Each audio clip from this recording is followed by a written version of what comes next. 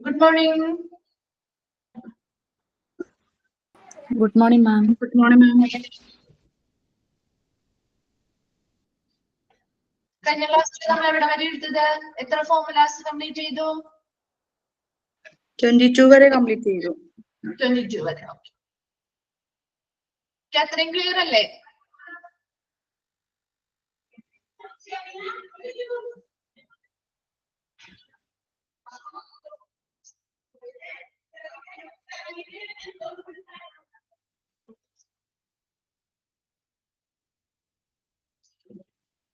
Okay, അപ്പൊ നമുക്ക് next എടുക്കാം. 23 വെയിറ്റിംഗ് ടൈം ഫോർ ഡയഗ്നോസ്റ്റിക്സ്.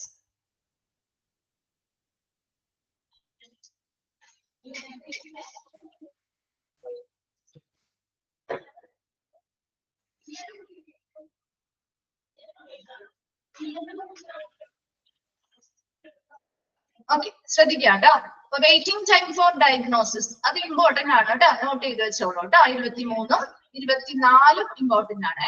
അപ്പൊ വെയിറ്റിംഗ് ടൈം ഫോർ ഡയഗ്നോസിസ് നമ്മൾ ഓൾറെഡി പറഞ്ഞു. Waiting time four out patient consultation അത് നമ്മൾ പറഞ്ഞില്ലേ, എവിടെ മുതൽ എവിടെ വരെ ആയിരുന്നു. ഒരു ടൈം ലൈൻ ഉണ്ട് അല്ലെ, ഒരു സമയമുണ്ട്. കൃത്യമായ ഒരു ടൈം ലൈൻ അനുസരിച്ചാണ് അവിടെ ആ ഒരു സമയം കാൽക്കുലേറ്റ് ചെയ്യുന്നത്. അതുപോലെ തന്നെ വെയിറ്റിംഗ് ടൈം ഫോർ ഡയഗ്നോസ്റ്റിക്സിലും എവിടെ മുതൽ എവിടെ വരെയാണ് വെയിറ്റിംഗ് ടൈം നോക്കിയേ. Waiting time for diagnostics is the time from which the patient has come to the diagnostic service, that is requisition form has been presented to the counter till the time that the test is started. എന്താണ് ഒരു waiting time എന്ന് പറയുന്നത്? എവിടെ മുതൽ എവിടെ വരെയാ? ഡയഗ്നോസ്റ്റിക്സിന് വേണ്ടിയിട്ട് ഇപ്പൊ നമ്മള് സ്കാൻ ചെയ്യാനോ എക്സ്റേ എടുക്കാനോ ഒക്കെ നമ്മൾ പോവാറില്ലേ? റേഡിയോളജി ഡിപ്പാർട്ട്മെന്റിൽ പോവാറുണ്ട് അല്ലെ. അപ്പൊ അതിനൊന്ന് നിങ്ങളൊന്ന് ചിന്തിച്ചു നോക്കിയേ. ഇപ്പൊ നമ്മൾ എങ്ങനെ പോവാ? അവിടെ വെറുതെ അങ്ങ് ചെന്ന് കഴിഞ്ഞാൽ അവർ നമുക്ക് സ്കാൻ ചെയ്ത് അല്ലെങ്കിൽ എക്സ്റേ എടുത്ത് തരുമോ? നമ്മൾ വെറുതെ ചെയ്ത് പറഞ്ഞാൽ തരുമോ? ഇല്ല. എന്ത് വേണം? നമ്മുടെ കൺസൾട്ട് ചെയ്ത ഡോക്ടറുടെ കൃത്യമായ ലെക്ചർ വേണം അല്ലെ. അവരെന്ത് ചെയ്യണം? നമുക്ക് എഴുതി തരണം അല്ലെ. ഇന്ന സ്കാൻ ആണ് ചെയ്യുന്നത്, അല്ലെങ്കിൽ ഇന്ന ഭാഗത്തെ എക്സ്റേ ആണ് എടുക്കേണ്ടത് എന്ന് പറഞ്ഞ് എന്ത് ചെയ്യും? നമുക്കൊരു റിക്വസ്റ്റ് ലെറ്റർ തരില്ലേ? എഴുതി തരില്ലേ നമുക്ക്? ആ ഒരു റിക്വസ്റ്റ് ലെറ്റർ കൊണ്ട് കൊടുത്താലല്ലേ നമുക്ക് അവർ ആ ഒരു സർവീസ് തരുന്നത്. അപ്പൊ നമ്മൾ എപ്പോഴും എന്താണ് ആ ഒരു സമയം കാൽക്കുലേറ്റ് ചെയ്യുന്നത്? ഈ ഒരു ഡയഗ്നോസ്റ്റിക്സിന് വേണ്ടിയിട്ട് ഒരു പേഷ്യന്റ് ആ ഡയഗ്നോസ്റ്റിക് സർവീസിന്റെ അല്ലെങ്കിൽ ആ ഒരു ഡിപ്പാർട്ട്മെന്റിലേക്ക് എത്തുന്ന സമയം മുതൽ, അതായത് നമ്മൾ ആ ഒരു റിക്വസ്റ്റ് ലെറ്റർ അവിടുത്തെ കൗണ്ടറിൽ കൊടുക്കുന്ന സമയം മുതൽ എപ്പോഴാണോ നമുക്ക് ആ ടെസ്റ്റ് സ്റ്റാർട്ട് ചെയ്യുന്നത് അതുവരെയുള്ള ഒരു ടൈം ഡ്യൂറേഷൻ ആണ് എന്തെന്ന് പറയുന്നത്?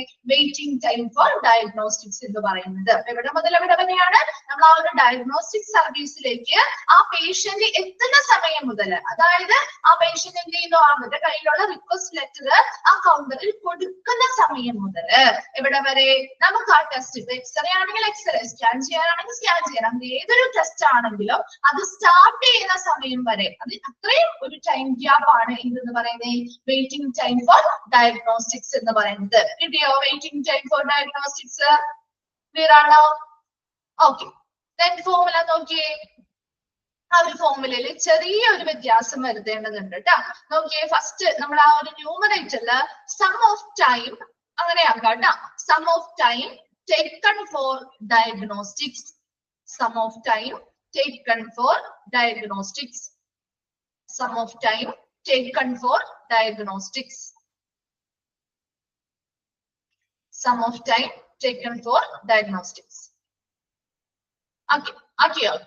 Then divided by number of patients reported in diagnostics. In the number of patients reported in diagnostics. Formula endana? Sum of time taken for diagnostics. Diagnostics ne vendite edutha samayatinte aage thuga. Adu endeyile nammal avadeyum paranjathu eda nammada aa oru waiting time for outpatient consultation nammada avade anganeyelle parane avada aa oru consultation nu vendi edutha samayatinte aage thugayannengil ivide endana diagnostics ne വേണ്ടി എടുത്ത സമയത്തിന്റെ ആകെ തുക, അതാണ് sum of time taken for diagnosis എന്ന് പറയുന്നത്. Divided by എന്താ?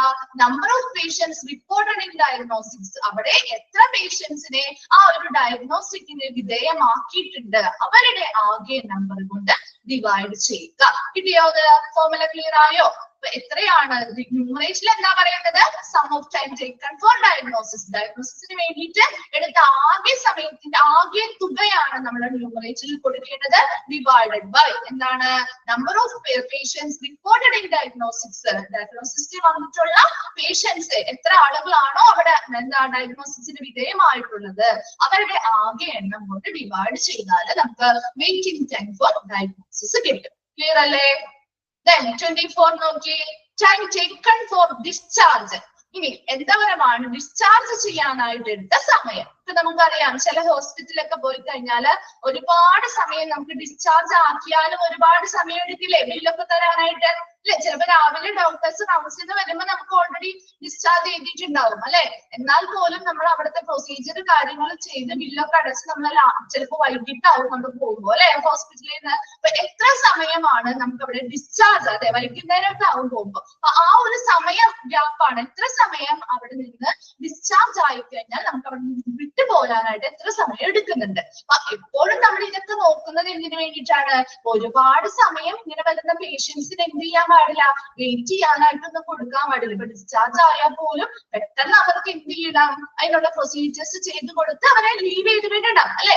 എന്നാൽ മാത്രമേ അവിടെ ആ ഒരു ക്വാളിറ്റി സർവീസിന്റെ ഭാഗമാവാൻ പറ്റുള്ളൂ. അല്ലാന്നുണ്ടെങ്കിൽ എന്താണ് അവിടെ നല്ല ക്വാളിറ്റി ഉള്ള സർവീസ് അല്ല കൊടുക്കുന്നത്. അപ്പൊ നെഗറ്റീവ് ആയിട്ടുള്ള രീതിയിലേക്ക് മാറും അല്ലെ. അപ്പൊ അതുകൊണ്ട് തന്നെ ഇങ്ങനെയുള്ള റേറ്റും കാര്യങ്ങളും എടുത്ത് ഈ പറയുന്ന സമയവും കാര്യങ്ങളും ഡ്യൂറേഷനും നോക്കുന്നത് ആ പറയുന്ന കാര്യങ്ങളിൽ അവർക്ക് മെച്ചപ്പെടുത്തലുകൾ നടത്താൻ വേണ്ടിയിട്ടാണ്. നോക്കാമല്ലോ നമുക്ക്.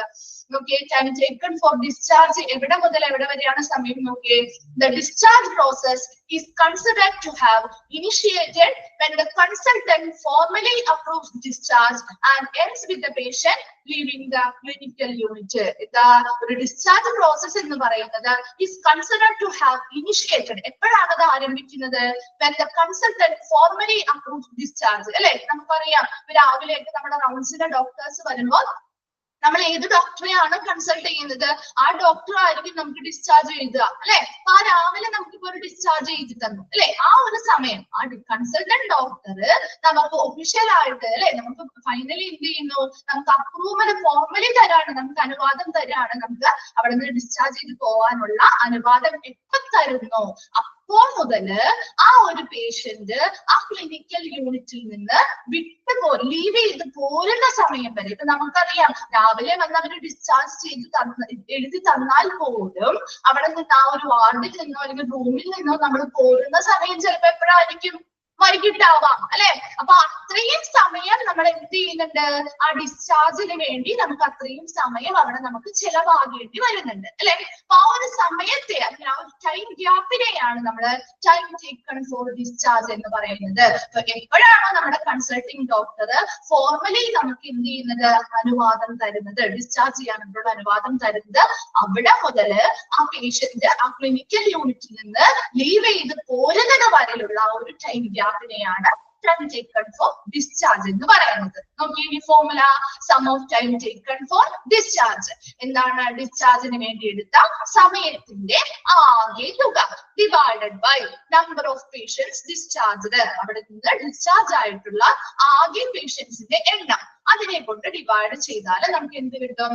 ടൈം ടേക്കൺ ഫോർ ഡിസ്ചാർജ് കിട്ടും. ഇതാണ് sum of time taken for discharge. ആ ഒരു ഡിസ്ചാർജിന് വേണ്ടി എടുത്ത സമയത്തിന്റെ ആകെ തുക divided by number of patients discharged. അതിൽ നിന്ന് എത്ര പേഷ്യൻസ് ആണോ ഡിസ്ചാർജ് ആയി പോയത് അവരുടെ ആകെ എണ്ണം കൊണ്ട് ഡിവൈഡ് ചെയ്താൽ നമുക്ക് ടൈം ടേക്കൺ ഫോർ ഡിസ്ചാർജ് കിട്ടും. ക്ലിയർ ആയോ? അത് 24. ഓക്കെ. അപ്പൊ നമുക്ക് ആ ഒരു 3 ഫോർമുലയും നിങ്ങൾക്ക് ഒന്ന് കണക്ട് ചെയ്ത് വെച്ച് പഠിക്കാവുന്നതാണ്. അതിൽ ആ ഒരു ഫോർമുലയുടെ ആ ഒരു എന്താണ് മെത്തേഡ് അല്ലെങ്കിൽ രീതി എന്ന് പറയുന്നത് ഒരുപോലെയാണ് അല്ലെ. ഇപ്പൊ waiting time four out patient consultation ആണെങ്കിലും വെയിറ്റിംഗ് ടൈം ഫോർ ഡയഗ്നോസ്റ്റിക്സ് ആണെങ്കിലും ടൈം ടേക്കൺ ഫോർ ഡിസ്ചാർജ് ആണെങ്കിലും അത് മൂന്നും കുറച്ച് നിൽക്കൊന്ന് കണക്ട് ചെയ്ത് വെച്ച് പഠിക്കാവുന്ന ഒരു ഫോർമുലാസ് ആണ് മൂന്നിന്റെയും. കുറച്ചൊന്ന് റിലേറ്റബിൾ ആണ് കേട്ടോ. നോക്കി നെക്സ്റ്റ് 23 24 ഇമ്പോർട്ടന്റ് ആണ്, നോട്ട് ചെയ്ത് വെക്കുക കേട്ടോ. Then 25. Okay, percentage of medical records having incomplete and or improper concerned. എന്താണ്? എന്തായിരിക്കും incomplete or improper concerned എന്ന് പറയുന്നത്? എന്തായിരിക്കാം? ഇപ്പൊ നമുക്കറിയാം ഒരു ഹോസ്പിറ്റലിൽ ചെന്നു, ഇപ്പൊ നമ്മൾ എന്തെങ്കിലും ഒരു കാര്യത്തിന് ഹോസ്പിറ്റലിൽ ചെന്നു, നമുക്ക് എന്തെങ്കിലും ഒരു ഓപ്പറേഷനോ കാര്യങ്ങളോ ഒക്കെ ചെയ്യണം, അല്ലെങ്കിൽ പുതിയൊരു ട്രീറ്റ്മെന്റ് ഒക്കെ സ്റ്റാർട്ട് ചെയ്യണമെങ്കിൽ അതിനവർക്ക് ആരുടെ അനുവാദമാണ് വേണ്ടത്? ആരുടെ അനുവാദം വേണം? ആ ഹോസ്പിറ്റലുകാരുടെ ഇഷ്ടത്തിന് അത് ചെയ്യാൻ പറ്റുമോ? ഹോസ്പിറ്റലുകാരുടെ ഇഷ്ടത്തിന് അത് ചെയ്യാൻ പറ്റുമോ? അല്ല. Very good. പേഷ്യന്റിന് അനുവാദം വേണം അല്ലെ? ആ പേഷ്യന്റിന് അനുവാദം എടുക്കുന്നത് എങ്ങനെയാണ്? നമ്മളൊരു ഹോസ്പിറ്റലിൽ ചെല്ലുമ്പോ ഒരു പുതിയ എന്തെങ്കിലും ഒരു ട്രീറ്റ്മെന്റ് ചെയ്യണം, അല്ലെങ്കിൽ എന്തെങ്കിലും ഒരു ഓപ്പറേഷൻ, ചെറിയൊരു മൈനർ സർജറി ചെയ്യണം, അതിന് അവർ എന്ത് ചെയ്യും? നമ്മളൊരു കൺസേൺ ഫോം ചോദിക്കാറില്ലേ? അല്ലേ? അപ്പൊ ആ പേഷ്യന്റ് അല്ലെങ്കിൽ അവരുടെ ഏറ്റവും അടുത്ത ക്ലോസ് റിലേറ്റീവ്സോ ആരാണ് അവരുടെ കൂടെ ഉള്ളത്, അവരാണ് അത് എന്ത് ചെയ്യുന്നത്? അതിനുള്ള അനുവാദം കൊടുക്കുന്നത് അല്ലെ? അപ്പൊ എന്ത് വെച്ചിട്ടാണ് അവർ നമ്മളോട് പറയുന്നത്? ഒരു ട്രീറ്റ്മെന്റ് തുടങ്ങുമ്പോഴും അല്ലെങ്കിൽ ഇപ്പൊ ഒരു സർജറി ചെയ്യുന്നതാണെങ്കിലും എന്താണെങ്കിലും ആ പ്രൊസീജിയറിനെ കുറിച്ചുള്ള കൃത്യമായ വിവരം ആർക്ക് എപ്പോഴും കൊടുത്തിരിക്കണം? ആ പേഷ്യന്റിനും അവരുടെ റിലേറ്റീവ്സിനും അല്ലെങ്കിൽ അവരുടെ ബൈസ്റ്റാൻഡേഴ്സ് ആയിട്ട് നിൽക്കുന്ന ആരാണോ അവർക്ക് കൃത്യമായിട്ട് കൊടുത്ത് അവരിൽ നിന്ന് അവർക്ക് എന്ത് വേണം? ഇപ്പൊ ഒരു ട്രീറ്റ്മെന്റ് എടുക്കുമ്പോൾ ആ ട്രീറ്റ്മെന്റിന് ബെനിഫിറ്റ്സ് ഉണ്ടാവും, അതുപോലെ എന്തുണ്ടാവും? റിസ്ക് ഫാക്ടേഴ്സ് ഉണ്ടാവും അല്ലെ? എല്ലാ രീതിയിലും നേട്ടങ്ങൾ മാത്രമല്ല ഉണ്ടാവുക, ചെറിയ രീതിയിലുള്ള സൈഡ് എഫക്ട്സും കാര്യങ്ങളും ഒക്കെ ചിലർക്ക് ഉണ്ടായേക്കാം. അപ്പൊ ഇങ്ങനെയുള്ള എല്ലാ ഭാഗത്തിലും, അതായത് പോസിറ്റീവ് മാത്രം പറഞ്ഞു കൊടുത്താൽ പോരാ, നെഗറ്റീവ് കൂടി പറഞ്ഞു കൊടുത്ത് അവർക്ക് ഓക്കെ ആണെങ്കിൽ മാത്രമേ അത് എന്ത് ചെയ്യാൻ പാടുള്ളൂ? ആ ട്രീറ്റ്മെന്റ് അവർക്ക് എടുക്കാൻ പാടുള്ളൂ അല്ലെ? അപ്പൊ അങ്ങനെയാണ് ശരിക്കും ഉള്ള പ്രൊസീജിയർ ചെയ്യേണ്ടത്. പക്ഷെ ഇവരെന്ത് ചെയ്യും? ചില സമയങ്ങളിൽ ചില ഹോസ്പിറ്റലുകാർ എന്ത് ചെയ്യും? അവരോട് പോസിറ്റീവ് ആയിട്ടുള്ള കാര്യങ്ങൾ മാത്രം പറയും. ഈ ട്രീറ്റ്മെന്റ് എടുത്താല് നല്ലതായിരിക്കും, അങ്ങനെ കിട്ടും, നിങ്ങൾക്ക് ഇങ്ങനെ ബെനിഫിറ്റ് ഉണ്ടാവും, നിങ്ങൾക്ക് അങ്ങനെയുള്ള പ്രോബ്ലംസ് ഒക്കെ സോൾവ് ചെയ്യാൻ പറ്റും എന്ന് മാത്രം പറഞ്ഞു കൊടുക്കും. അതിനൊരു നെഗറ്റീവ് ആയിട്ടുള്ള രീതിയും കൂടി ഉണ്ട് അല്ലെ? ചിലർക്ക് പല രീതിയിലുള്ള ഈ ഒരു ട്രീറ്റ്മെന്റ് എടുത്താല് സൈഡ് എഫക്ട്സ് ഉണ്ടാവും എന്നുള്ളൊരു വശം അവർ പറഞ്ഞു കൊടുക്കാതെ എന്ത് ചെയ്യുന്നു?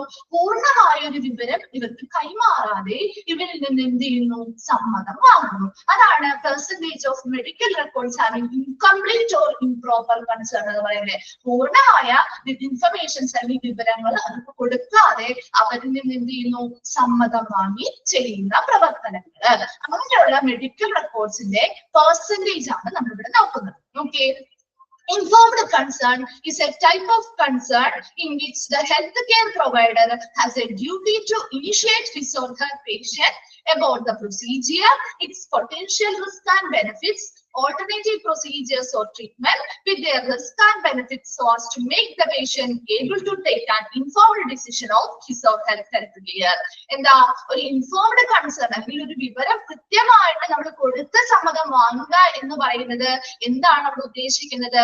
ആ ഒരു ഹോസ്പിറ്റലിലെ ഹെൽത്ത് കെയർ പ്രൊവൈഡേഴ്സിന്റെ ഡ്യൂട്ടിയാണത് എന്ന് പറയുന്നത് ആ പേഷ്യൻസിനോട് അതുപോലെ അവരുടെ റിലേറ്റീവ്സിനോടൊക്കെ കൃത്യമായിട്ട് അവർക്ക് കൊടുക്കുന്ന ട്രീറ്റ്മെന്റുമായി ബന്ധപ്പെട്ടുള്ള പ്രൊസീജിയേഴ്സ് അല്ലെങ്കിൽ നടപടിക്രമങ്ങൾ എന്താണെന്ന് പറഞ്ഞു കൊടുക്കണം. അതിന്റെ അപകട സാധ്യതകൾ എന്താണെന്നും നേട്ടങ്ങൾ എന്താണെന്നും പറഞ്ഞു കൊടുക്കണം. അതുപോലെ ഇനിയിപ്പോ ഒരു പ്രൊസീജിയർ അല്ലെങ്കിൽ ഒരു ട്രീറ്റ്മെന്റ് എടുത്തു, ഇനി അവർക്ക് അത് പറ്റാതെ വന്നാൽ അതിന് ആൾട്ടർനേറ്റീവ് ആയിട്ടുള്ള മറ്റൊരു പ്രൊസീജിയർ അല്ലെങ്കിൽ ട്രീറ്റ്മെന്റ് ഉണ്ടെങ്കിൽ അതും പറഞ്ഞു കൊടുക്കണം. അത് പറയുമ്പോൾ അതിനോടൊപ്പം തന്നെ അതിന്റെ ബെനിഫിറ്റ്സും റിസ്കും അപകട സാധ്യതകളും കൂടി പറഞ്ഞു കൊടുക്കുന്നത് എന്തിനു വേണ്ടിയിട്ടാണ്? ആ ഒരു പേഷ്യന്റിന് അവരുടെ ആരോഗ്യത്തെ കുറിച്ച് കൃത്യമായിട്ട് അവർക്ക് ഒരു ട്രീറ്റ്മെന്റ് എടുക്കണോ വേണ്ടയോ എന്ന് തീരുമാനിക്കാനായിട്ട് ഒരു അവസരം അല്ലെ? അതാണ് അവർ കൊടുക്കുന്നത്. അതാണ് to make the patient able to take an informed decision. അവർക്ക് ആ ഒരു തീരുമാനം അവരുടെ ആ ഒരു ആരോഗ്യ പരിചരണത്തെ കുറിച്ച് കൃത്യമായിട്ട് അവർക്ക് ഒരു തീരുമാനം ഇങ്ങനെ കൊടുക്കുന്ന വിവരങ്ങൾ കൃത്യമായിട്ട് കൊടുക്കുന്നത് കൊണ്ട് എന്ത് ചെയ്യാൻ പറ്റും? എടുക്കാനായിട്ട് സാധിക്കും. അപ്പൊ അങ്ങനെയാണ് ശരിക്കും ചെയ്യേണ്ട ഒരു പ്രൊസീജിയർ എന്ന് പറയുന്നത്. എന്നാൽ ഇവിടെ എന്ത് ചെയ്യുന്നില്ല? അവര് ചില ഹോസ്പിറ്റലുകൾ അല്ലെങ്കിൽ ചില ഹെൽത്ത് കെയർ പ്രൊവൈഡേഴ്സ് പൂർണ്ണമായ വിവരങ്ങൾ കൊടുക്കാതെ അവരിൽ നിന്ന് എന്ത് ചെയ്യുന്നു? സമ്മതം വാങ്ങുന്നു. അങ്ങനെ സമ്മതം വാങ്ങുന്ന എത്ര മെഡിക്കൽ റെക്കോർഡ്സ് ഉണ്ട് അതിന്റെ പെർസെന്റേജ് ആണ് നമ്മളിവിടെ നോക്കുന്നത്. നോക്കിയ formula number of medical records having incomplete and or improper concerned. എന്താ അവിടെ എത്ര നമ്പർ ഓഫ് എന്താണ് മെഡിക്കൽ റെക്കോർഡുകളാണ് ഇൻകംപ്ലീറ്റ് ആണ്, പൂർണ്ണമായ വിവരങ്ങൾ കൊടുക്കാതെ കൺസേൺ വാങ്ങിയിരിക്കുന്ന മെഡിക്കൽ റെക്കോർഡുകളുടെ എണ്ണം divided by number of discharges and death. എന്തുകൊണ്ട് അവിടെ ഡിസ്ചാർജ് ആൻഡ് ഡെത്ത് എന്ന് പറയുന്നത്? എന്തുകൊണ്ടായിരിക്കാം? നമ്മളാണെങ്കിലും ഒരു ഹോസ്പിറ്റലിൽ പോയി നമ്മളോട് അവർ പൂർണ്ണമായും വിവരം ഒന്നും പറയാതെ നമ്മൾ ഒരു ട്രീറ്റ്മെന്റിന് വേണ്ടി നമ്മളെന്ന് സമ്മതം വാങ്ങി. അപ്പൊ നമുക്ക് ചിലപ്പോൾ ചെയ്ത് കഴിഞ്ഞപ്പോ നമ്മുടെ റിലേറ്റീവ്സ് ആരെങ്കിലും ആയിരിക്കാം, നമുക്ക് ചെയ്ത് കഴിഞ്ഞപ്പോ അവർക്ക് ചിലപ്പോ എന്താണ് വേറെ എന്തെങ്കിലും സൈഡ് എഫക്ട്സോ അല്ലെങ്കിൽ ബുദ്ധിമുട്ടുകളോ ഒക്കെ ആ ഒരു ട്രീറ്റ്മെന്റ് വഴി പിന്നീട് അവർക്ക് ഒരുപാട് ബുദ്ധിമുട്ടുകൾ ഉണ്ടായെങ്കിൽ നമ്മൾ അവിടെ എന്താ ചെയ്യാ? ഒരു ഹോസ്പിറ്റലിൽ തന്നെ തുടരുമോ? പിന്നെ ആ ഒരു ഹോസ്പിറ്റലിൽ തന്നെ നമ്മൾ തുടരുമോ? അവിടെ കണ്ടിന്യൂ ചെയ്യോ? പിന്നെ ട്രീറ്റ്മെന്റ് വേറെ ഹോസ്പിറ്റലിലേക്ക് പോകും അല്ലെ? അപ്പൊ നമ്മൾ എന്ത് ചെയ്യുന്നുണ്ട്? അവിടെ ആളുകള് ഡിസ്ചാർജ് വാങ്ങി പോകുന്നുണ്ട് അല്ലെ? ഇപ്പൊ ഇങ്ങനെയുള്ള പ്രൊസീജിയേഴ്സ് വഴി ഒരുപാട് പേര് എന്ത് ചെയ്യാറുണ്ട്? ഡിസ്ചാർജ് വാങ്ങി ചിലപ്പോൾ പോവേണ്ടതായിട്ട് വരാം അല്ലെ? അതുപോലെ തന്നെ ഈ പറയുന്ന നെഗറ്റീവ്സ് അല്ലെങ്കിൽ റിസ്ക് ഫാക്ടേഴ്സ് പറയാതെ പല ട്രീറ്റ്മെന്റും ആളുകൾ ചെയ്യുന്നത് വഴി എന്ത് വരാം? ചില ആളുകൾ മരണപ്പെട്ടു പോവാം അല്ലെ? ഡെത്ത് സംഭവിക്കൂടെ? അപ്പൊ അവർക്ക് അതറിയില്ല, ഒരു റിസ്ക് ഫാക്ടർ അവർക്ക് അറിയില്ല എങ്കിൽ ചിലപ്പോൾ അവർ സമ്മതിക്കില്ലായിരുന്നു. എന്നാൽ പോലും അവർ എന്ത് ചെയ്യുന്നു? ആ ട്രീറ്റ്മെന്റ് എടുത്തു, ചിലപ്പോൾ ആളുകൾ മരണപ്പെട്ടു പോവാം. അതുകൊണ്ടാണ് അത് അവിടെ ഉൾപ്പെടുത്തിയിരിക്കുന്നത് കേട്ടോ. Number of discharges and death, അവിടെ സംഭവിച്ചിരിക്കുന്ന ഡിസ്ചാർജുകളുടെയും ഡെത്തുകളുടെയും ആകെ നമ്പർ. അതിൽ അതുപോലെ തന്നെ എന്താണ്? അതിൽ എത്ര ഇംപ്രോപ്പർ അല്ലെങ്കിൽ ഇൻകൺസേൺഡ് ആയിട്ടുള്ള ശരിയായ ഇംപ്രോപ്പർ ആയിട്ടുള്ള വിവരങ്ങൾ, പൂർണ്ണമായ ഇൻഫർമേഷൻസ് കൊടുക്കാതെ സമ്മതം വാങ്ങിയ എത്ര മെഡിക്കൽ റെക്കോർഡുകളുണ്ട് അതിന്റെ എണ്ണം ഇൻറ്റു 100 ചെയ്യുക. കിട്ടിയോ ഫോർമുല? ക്ലിയർ ആയോ? ഫോർമുല എന്താന്നുള്ളത് ഓക്കെ ആണോ? ഓക്കെ. Then 26 നോക്കിയേ, stock out rate of emergency medications. എന്താണ് സ്റ്റോക്ക് ഔട്ട് എന്ന് പറയുന്നത്? എന്താണ് സ്റ്റോക്ക് ഔട്ട്? ഫാർമസി പഠിച്ചാലേ നിങ്ങള്? സ്റ്റോക്ക് ഔട്ട് എന്താണ്? സ്റ്റോക്ക് ഔട്ട് ചെയ്യാന്ന് പറഞ്ഞ എന്താ? എന്താണ് സ്റ്റോക്ക് ഔട്ട് ആവുക എന്ന് പറയുന്നത്? ഒരു മരുന്ന് സ്റ്റോക്ക് ഔട്ട് ആവുക എന്ന് പറഞ്ഞാൽ എന്താ? സ്റ്റോക്ക് ഇല്ലാതാവുക അല്ലെങ്കിൽ തീർന്നു പോവുക അല്ലെ? അവിടെ ലഭ്യമാവാതിരിക്കുക എന്നുള്ള മീനിങ് തന്നെയാണ് അല്ലെ? അപ്പൊ സ്റ്റോക്ക് തീർന്നു പോവുക എന്ന് പറയാം, അല്ലെങ്കിൽ അവിടെ അവൈലബിൾ ആവുന്നില്ല എന്ന് പറയാം അല്ലെ? അപ്പൊ ഇവിടെയും stock out rate of emergency medications പറയുന്നത് എന്താ? നമ്മുടെ ഹോസ്പിറ്റലുകള് ഒരു ലിസ്റ്റ് ഉണ്ടാവും. അതിപ്പോ ഒരു ഫോർമുലറി അല്ലെ? ഹോസ്പിറ്റലിൽ ഒരു മെഡിസിൻസിന്റെ ലിസ്റ്റ് ഉണ്ടാവും. അതായത് ഒരു എമർജൻസി മെഡിസിൻസ് ഏതൊക്കെയാണ് അതിന്റെ ഒരു ലിസ്റ്റ് അവർ ഓൾറെഡി പ്രിപ്പയർ ചെയ്തിട്ടുണ്ടാവും. ആ ഓരോ സ്ഥാപനങ്ങളും അവരുടെ എമർജൻസി മെഡിസിൻസിന്റെ ഒരു ലിസ്റ്റ് പ്രിപ്പയർ ചെയ്തിട്ടുണ്ടാവും. അപ്പൊ ചില സമയങ്ങളിൽ ആവശ്യമായി വരുമ്പോ ഇതിലേതെങ്കിലും ഒക്കെ മരുന്നുകൾ എന്തായി പോകുന്നു? സ്റ്റോക്ക് ഔട്ട് ആയി പോകുന്നു, അല്ലെങ്കിൽ അവിടെ ലഭ്യമാവുന്നില്ല. ആവശ്യമായ സമയത്ത് അത് അവിടെ ലഭ്യമാവുന്നില്ല. ചിലപ്പോൾ അവിടെ എന്തായിരിക്കും? അത് തീർന്നിരിക്കുകയായിരിക്കും. അപ്പൊ അത് അവിടെ ലഭ്യമാവാതെ വരുന്ന ഒരു അവസ്ഥയാണ് stock out rate of emergency medication എന്ന് പറയുന്നത്. നോക്കിയേ, a stock out is an event which happens when an item listed as an emergency medication by the organization is not available upon the required date in the organization. എന്താ ആ ഒരു stock out event എന്ന് പറയുന്നത്, അല്ലെങ്കിൽ ആ ഒരു പ്രവർത്തനം അല്ലെങ്കിൽ ആ ഒരു സംഭവം എന്ന് പറയുന്നത് എന്താ? Item listed as an emergency medication by the organisation. ആ ഒരു സ്ഥാപനം എന്ത് ചെയ്യുന്നുണ്ട്? ഒരു ഹോസ്പിറ്റൽ ആണെങ്കിൽ ആ ഒരു സ്ഥാപനം, ഹോസ്പിറ്റൽ എന്ന് പറയുന്ന സ്ഥാപനം അവർ എന്ത് ചെയ്തിട്ടുണ്ട്? ഒരു എമർജൻസി മെഡിസിൻസിന്റെ ലിസ്റ്റ് തയ്യാറാക്കിയിട്ടുണ്ട്. ആ ഒരു തയ്യാറാക്കിയ ലിസ്റ്റിൽ ചിലപ്പോ ആ ഒരു സ്ഥാപനത്തിന് പെട്ടെന്ന് ഏതെങ്കിലും ഒരു എമർജൻസി കേസ് വരുമ്പോ, ആവശ്യമായി വരുമ്പോ ഈ ലിസ്റ്റിലുള്ള ഏതെങ്കിലും ഒക്കെ മരുന്നുകൾ എന്ത് ചെയ്യുന്നില്ല? ലഭ്യമാകാത്ത ഒരു അവസ്ഥയാണ് സ്റ്റോക്ക് ഔട്ട് ഇവന്റ് എന്ന് പറയുന്നത്. കിട്ടിയോ? എന്താണ് സ്റ്റോക്ക് ഔട്ട് ഇവന്റ് എന്ന് പറഞ്ഞാല്? നോക്കിയപ്പോ formula, number of stock outs of emergency drugs. ഈ പറഞ്ഞിരിക്കുന്ന ലിസ്റ്റ് എന്ന് പറയുന്നത് ചിലപ്പോൾ ഒരു 100 എണ്ണമായിരിക്കാം. ജസ്റ്റ് ഒന്ന് അസ്യൂം ചെയ്യുക കേട്ടോ. ഒരു 100 എണ്ണമാണ്. അതാണ് ഡിനോമിനേറ്ററിൽ കൊടുക്കുക. Number of drugs listed as an emergency drugs in hospital formulary into 100 നോക്കി. ഇന്നൊന്ന് ഒരു ഇൻറ്റു ഇട്ട് നിങ്ങള് ഒരു ഇൻറ്റു 100 ആണ് കേട്ടോ. ഫോർമുലറി ഇൻറ്റു 100 ആണ് കേട്ടോ. അപ്പൊ എന്താണ് ആ ഒരു ഡിനോമിനേറ്റർ നോക്കിയേ? Number of drugs listed as emergency drugs in hospital formulary. ഹോസ്പിറ്റലിലെ എമർജൻസി ഡ്രഗ്സ് ആയിട്ട് ലിസ്റ്റ് ചെയ്ത മെഡിസിൻസിന്റെ ആകെ എണ്ണം. ഇപ്പൊ ഒരു അസ്യൂം ചെയ്ത് ഒരു 100 എണ്ണമാണ്, ഒരു 100 മെഡിസിൻസ് ആണ് നമ്മുടെ എമർജൻസി മെഡിസിൻസ് ആയിട്ട് ആ ഒരു ഹോസ്പിറ്റലിൽ ലിസ്റ്റ് ചെയ്തിരിക്കുന്നത് വിചാരിക്കാം. അപ്പൊ അതിന് ചിലപ്പോ ഒരു 2 or 3 എണ്ണമായിരിക്കാം, അല്ലെങ്കിൽ ഒരു 10 എണ്ണം എന്ന് വിചാരിച്ചു. ഒരു 10 എണ്ണമായിരിക്കാം ചിലപ്പോൾ ആവശ്യം ഉള്ള സമയങ്ങളിൽ സ്റ്റോക്ക് ഔട്ട് ആയിട്ട് ഇരിക്കുന്നത്. അപ്പൊ അത് എവിടെ വരും? ന്യൂമറേറ്ററിൽ വരും. നോക്കിയേ, number of stock outs of emergency drugs. എത്ര നമ്പർ ഓഫ് എമർജൻസി ഡ്രഗുകളാണ് സ്റ്റോക്ക് ഔട്ട് ആയിരിക്കുന്നത്? ഇവിടെ എത്ര number of drugs stock out ആയിരിക്കുന്നത്? 10 ആണെങ്കിൽ അവിടെ എത്ര എണ്ണത്തിലാണ് 10 എണ്ണം സ്റ്റോക്ക് ഔട്ട് ആയിരിക്കുന്നത്? മൊത്തം ടോട്ടൽ നമ്പർ ഓഫ് ലിസ്റ്റ് എത്ര എണ്ണമാണ്? ഒരു 100 എണ്ണമാണെങ്കിൽ അതിൽ 10 എണ്ണം എന്തായി? സ്റ്റോക്ക് ഔട്ട് ആയിരിക്കുന്നു. ഇൻറ്റു 100 ചെയ്താൽ നമുക്ക് അവിടെ സ്റ്റോക്ക് ഔട്ട് റേറ്റ് കിട്ടും. ക്ലിയർ ആണോ? അത് മനസ്സിലായോ? ഓക്കെ ആണോ?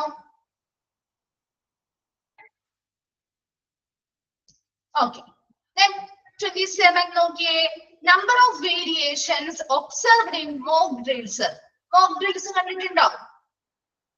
mock drills കണ്ടിട്ടുണ്ട്. എന്തിന്റെയൊക്കെ mock drills ആ കണ്ടിരിക്കുന്നത്? നമ്മൾ കുഞ്ഞു ക്ലാസ്സുകള് സിനിമയിലാണ് കണ്ടിരിക്കുന്നത്. ഓക്കെ, നമ്മൾ ആ ക്ലാസ് സ്കൂളിലൊക്കെ പഠിക്കുമ്പോൾ കണ്ടിട്ടില്ലേ? ഫയർ മോക്ക് ഡ്രിൽ ഒക്കെ കണ്ടിട്ടില്ലേ? പോലീസ് ഉദ്യോഗസ്ഥരൊക്കെ വന്നിട്ട് നമുക്ക് കാണിച്ചു തരാം, അല്ലെങ്കിൽ ഫയർഫോഴ്സിലെ ആളുകൾ വന്നിട്ട് കാണിച്ചു തരുന്നേ കണ്ടിട്ടില്ലേ? നമ്മുടെ പ്രധാനമായിട്ടും ഫയർ മോക്ക് ഡ്രിൽസ് ഡിസാസ്റ്ററുമായി ബന്ധപ്പെട്ട് കാണാറുണ്ട്. പിന്നെ എന്താണ്, CPR കൊടുക്കുന്നത് കണ്ടിട്ടില്ലേ? അതിന്റെ ഡെമോൺസ്ട്രേഷൻ കണ്ടിട്ടുണ്ട്. നമ്മുടെ നേരിട്ട് കണ്ടിട്ടില്ലെങ്കിലും നമ്മുടെ വീഡിയോസിലൂടെ ഒക്കെ കണ്ടിട്ടുണ്ടാവും അല്ലെ? അപ്പൊ അത് തന്നെയാണ് ഇവിടുത്തെ മോക്ക് ഡ്രിൽ എന്നത് ഉദ്ദേശിക്കുന്നത്. അപ്പൊ എന്താണ് ഒരു മോക്ക് ഡ്രിൽ എന്ന് പറഞ്ഞാൽ ശരിക്കും എന്തായിരിക്കും ഒരു മോക്ക് ഡ്രില്? എന്താണ്? ഒരു ഡെമോൺസ്ട്രേഷൻ അല്ലെങ്കിൽ ഒരു ട്രെയിനിങ് ആണ് കിട്ടുക അല്ലെ? ഒരു ഡെമോൺസ്ട്രേഷൻ അല്ലെങ്കിൽ ട്രെയിനിങ് തന്നെയാണ്. അപ്പൊ എന്തിനു വേണ്ടിയിട്ടുള്ള ഡെമോൺസ്ട്രേഷൻ ആയിരിക്കും? ഒരു പെട്ടെന്ന് ഉണ്ടാവുന്ന അല്ലെങ്കിൽ ഒരു എമർജൻസി സിറ്റുവേഷനെ എങ്ങനെ നമുക്ക് നേരിടാം അല്ലെ? അതിനുള്ള ഒരു പരിശീലനമാണ് ശരിക്കും മോക്ക് ഡ്രിൽ എന്ന് പറയുന്നത് അല്ലെ? അപ്പൊ നമുക്ക് ശരിക്കും എന്താ മോക്ക് ഡ്രിൽസ് എന്ന് പറയുന്നത്? ശരിക്കും ഒരു അനുകരണമാണ് അല്ലെ? സിമുലേഷൻ ആണ്. എന്താണ്? അതെ, ഫസ്റ്റ് എയ്ഡുകളുടെ തരാറുണ്ട്. അത് ഒരുപാട് അല്ലെ? പിന്നെ പാമ്പ് കടിക്കുന്നതിന് അല്ലെ? ഫസ്റ്റ് എയ്ഡ് കൂടുതലായിട്ടും അവർ അതിലേക്കാണ് ചെയ്യാറ് അല്ലെ? സ്നേക് ബൈറ്റിലേക്കല്ലേ നമുക്ക് കൂടുതലും കാണിച്ചു തരാറ്. അങ്ങനെയുള്ള മോക്ക് ഡ്രിൽസ് ശരിക്കും എന്താണ്? അനുകരണമാണ്. ശരിക്കും ആ ഒറിജിനൽ ആയിട്ടുള്ള ആ ഒരു എന്താണ് ഇവന്റ് അല്ലെങ്കിൽ സംഭവമാണെങ്കിൽ അതിനെ നമുക്ക് എന്ത് ചെയ്യുന്നു? അനുകരിച്ച് കാണിച്ചു തരുന്നു. അപ്പൊ അങ്ങനെ ഒരു സംഭവം നമ്മൾ ഇനി നേരിടേണ്ടതായിട്ട് വന്നാൽ നമ്മൾ അതിൽ പരിശീലനം നേടിയവരായിരിക്കണം അല്ലെ? നമുക്ക് ആ ഒരു സിറ്റുവേഷൻ വന്നു കഴിഞ്ഞാല് ഇനി നമുക്ക് അറിയില്ല എന്ന് പറഞ്ഞ് നമ്മൾ എന്ത് ചെയ്യാൻ പാടില്ല? പേടിച്ച് പിന്നോട്ട് പോകാൻ പാടില്ല. അതിന് നേരിടാനുള്ള ഒരു പരിശീലനമാണ് ഈ മോക്ക് ഡ്രിൽസ് തരുന്നത്. നമ്മുടെ ഹോസ്പിറ്റലുകളിലും ഇതുപോലെയുള്ള മോക്ക് ഡ്രിൽസ് പ്രിപ്പയർ ചെയ്യാറുണ്ട് അല്ലെങ്കിൽ കാണിച്ചു കൊടുക്കാറുണ്ട്. അപ്പൊ നമുക്കറിയാം, ഇപ്പൊ ഒരു CPR ചെയ്യാൻ നമുക്ക് അറിയില്ല. അപ്പൊ നമ്മൾ ആ ഒരു കാണിച്ചു തരുന്നതല്ലേ നമ്മൾ കൃത്യമായിട്ട് നമ്മൾ ചെയ്യുന്നത് അല്ലെ? നമുക്ക് ഒരാൾ കാണിച്ചു തരുന്ന കാര്യമാണ് നമ്മൾ അതുപോലെ തന്നെ അനുകരിക്കുന്നത് അല്ലെ? നമുക്ക് ഒരാൾ കാണിച്ചു തരുന്നതല്ലേ നമ്മൾ കൃത്യമായിട്ട് ചെയ്യുന്നേ. അപ്പൊ ആ ഒരു കാണിച്ചു തരുന്നതിൽ വ്യത്യാസമുണ്ടെങ്കിൽ എന്ത് പറ്റും? അവരെ കാണിച്ചു തരുന്ന സാധനങ്ങളിൽ വ്യത്യാസമുണ്ടെങ്കിൽ എന്താ പറ്റുക? ഇപ്പൊ ഒരു CPR നമുക്ക് കാണിച്ചു തരാണ്, നമുക്കറിയില്ല CPR എങ്ങനെയാ ചെയ്യേണ്ടത്, അതിനുള്ള പരിശീലനം. അതെ, നമ്മൾ തെറ്റിപ്പോവും അല്ലെ? അപ്പൊ അവര് ചെയ്യുന്നത് എന്താണോ അതിൽ എന്ത് വ്യത്യാസം വന്നാലും കൃത്യമായിട്ടാണ് അവർ കാണിക്കുന്നതെങ്കിൽ നമ്മളും അത് കൃത്യമായിട്ട് പഠിച്ച് നമ്മളും അതുപോലെ തന്നെ പെർഫോം ചെയ്യും. അതേസമയം അവരുടെ ചെയ്യുന്നതിൽ വ്യത്യാസങ്ങൾ ഉണ്ടെങ്കിൽ അതുപോലെ തന്നെ നമ്മൾ എന്ത് ചെയ്യും? വ്യത്യാസങ്ങൾ നമ്മൾ ചെയ്യുന്നതിലും വരാം അല്ലെ? CPR പോലെ അപ്പൊ നമ്മുടെ ഹോസ്പിറ്റലുകളിലും ഈ പറയുന്ന മോക്ക് ഡ്രിൽസിന് ഇമ്പോർട്ടൻസ് ഉണ്ട്. അപ്പൊ അതിൽ ഒബ്സർവ്ഡ് വേരിയേഷൻസ് ആണ് പറയുന്നത്. എന്താ? നിരീക്ഷിച്ചിട്ടുള്ള വ്യത്യാസങ്ങൾ എത്ര നമ്പേഴ്സ് ഉണ്ട്. അപ്പൊ ചിലപ്പോ ഒരുപാട് മോക്ക് ഡ്രിൽസ് നമ്മൾ കണ്ടിട്ടുണ്ടാവും. എല്ലാത്തിലും ഇതുപോലെയുള്ള വ്യത്യാസങ്ങൾ അവർ ചെയ്യുന്നതിൽ ചില വ്യത്യാസങ്ങൾ വരുന്നുണ്ടെങ്കിൽ 1 or 2 മാത്രമായിരിക്കും. ബാക്കിയുള്ളതൊക്കെ ശരിക്കും കൃത്യമായ പ്രൊസീജിയേഴ്സും കാര്യങ്ങളും ആയിരിക്കാം കാണിക്കുന്നത്. എന്നാൽ കൂടി ഇങ്ങനെയുള്ള വ്യത്യാസങ്ങൾ വരാൻ പാടില്ല അല്ലെ? ഒരു CPR അല്ലെങ്കിൽ മറ്റെന്ത് പ്രൊസീജിയേഴ്സ് ഒരാളെ നമുക്ക് കാണിച്ചു കൊടുക്കുമ്പോഴും അത് ശരിക്കും കൃത്യമായ രീതിയിൽ തന്നെ വളരെ മൈന്യൂട്ടായിട്ട് ഓരോ കാര്യങ്ങളും ശ്രദ്ധിച്ച് വേണം കാണിച്ചു കൊടുക്കാനായിട്ട്.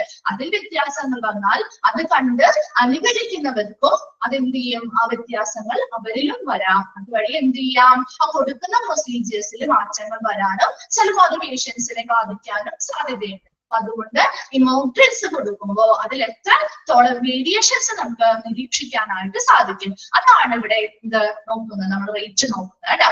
നോക്കി നമ്മള് mock drills is simulation exercise of preparedness for any type of event. എന്താണ് സിമുലേഷൻ എന്ന് പറയുന്നത്? എന്താ സിമുലേഷൻ? അനുകരണം അല്ലെ. സിമുലേഷൻ എന്ന് പറഞ്ഞാൽ എന്താ? അനുകരണമാണ്. അപ്പൊ മോക്ക് ഡ്രിൽ എന്ന് പറയുന്നത് ഒരു പ്രവർത്തനം അല്ലെ, ഒരു സംഭവം നടക്കാൻ പോകുന്നത്. എനി ടൈപ്പ് ഓഫ് ഇവന്റ് അല്ലെ, ഏതെങ്കിലും ഒരു സംഭവം നടന്നു, ഇപ്പൊ ഒരു ഡിസാസ്റ്റർ ആവാം, അല്ലെങ്കിൽ എന്തെങ്കിലും എന്താണ് ഒരു ഗ്ലോബൽ ആയിട്ടുള്ള ഒരു എന്താണ് നമ്മൾ കോവിഡ് പോലെയുള്ള ഒരു എന്താണ് പാൻഡമിക് ആയിട്ടുള്ള ഒരു എന്താണ് ഒരു ഡിസീസ് വരുന്നതാവാം. അപ്പൊ അങ്ങനെയുള്ള ഏതൊരു സിറ്റുവേഷൻ ആയിക്കോട്ടെ, ആ ഒരു ഇവന്റ് ഏതൊരു സംഭവത്തെയും കുറിച്ച് അതിനെക്കുറിച്ച് തയ്യാറെടുപ്പുകൾ നടത്താൻ അല്ലെങ്കിൽ പരിശീലനങ്ങൾ നേടാനുള്ള ഒരു അനുകരണമാണ് മോക്ക് ഡ്രിൽസ് എന്ന് പറയുന്നത്. And it could be an event or disaster. അത് ചിലപ്പോൾ ഒരു സംഭവമാവാം അല്ലെങ്കിൽ ഒരു ദുരന്തമാവാം അല്ലെ. And this is basically A dry run or preparedness drill. ഇതൊരു തയ്യാറെടുപ്പാണ് അല്ലെങ്കിൽ എന്താണ് ഒരു ഡ്രൈ റൺ ആണ്, എന്താണ് ഒരു റിഹേഴ്സൽ ആണ്. ആ ഒരു ഒറിജിനൽ ആയിട്ടുള്ള റിയൽ വണ്ണിന് മുൻപുള്ള ഒരു റിഹേഴ്സൽ ആണ് എന്തെന്ന് പറയുന്നത് ഒരു മോക്ക് ഡ്രിൽ എന്ന് പറയുന്നത്.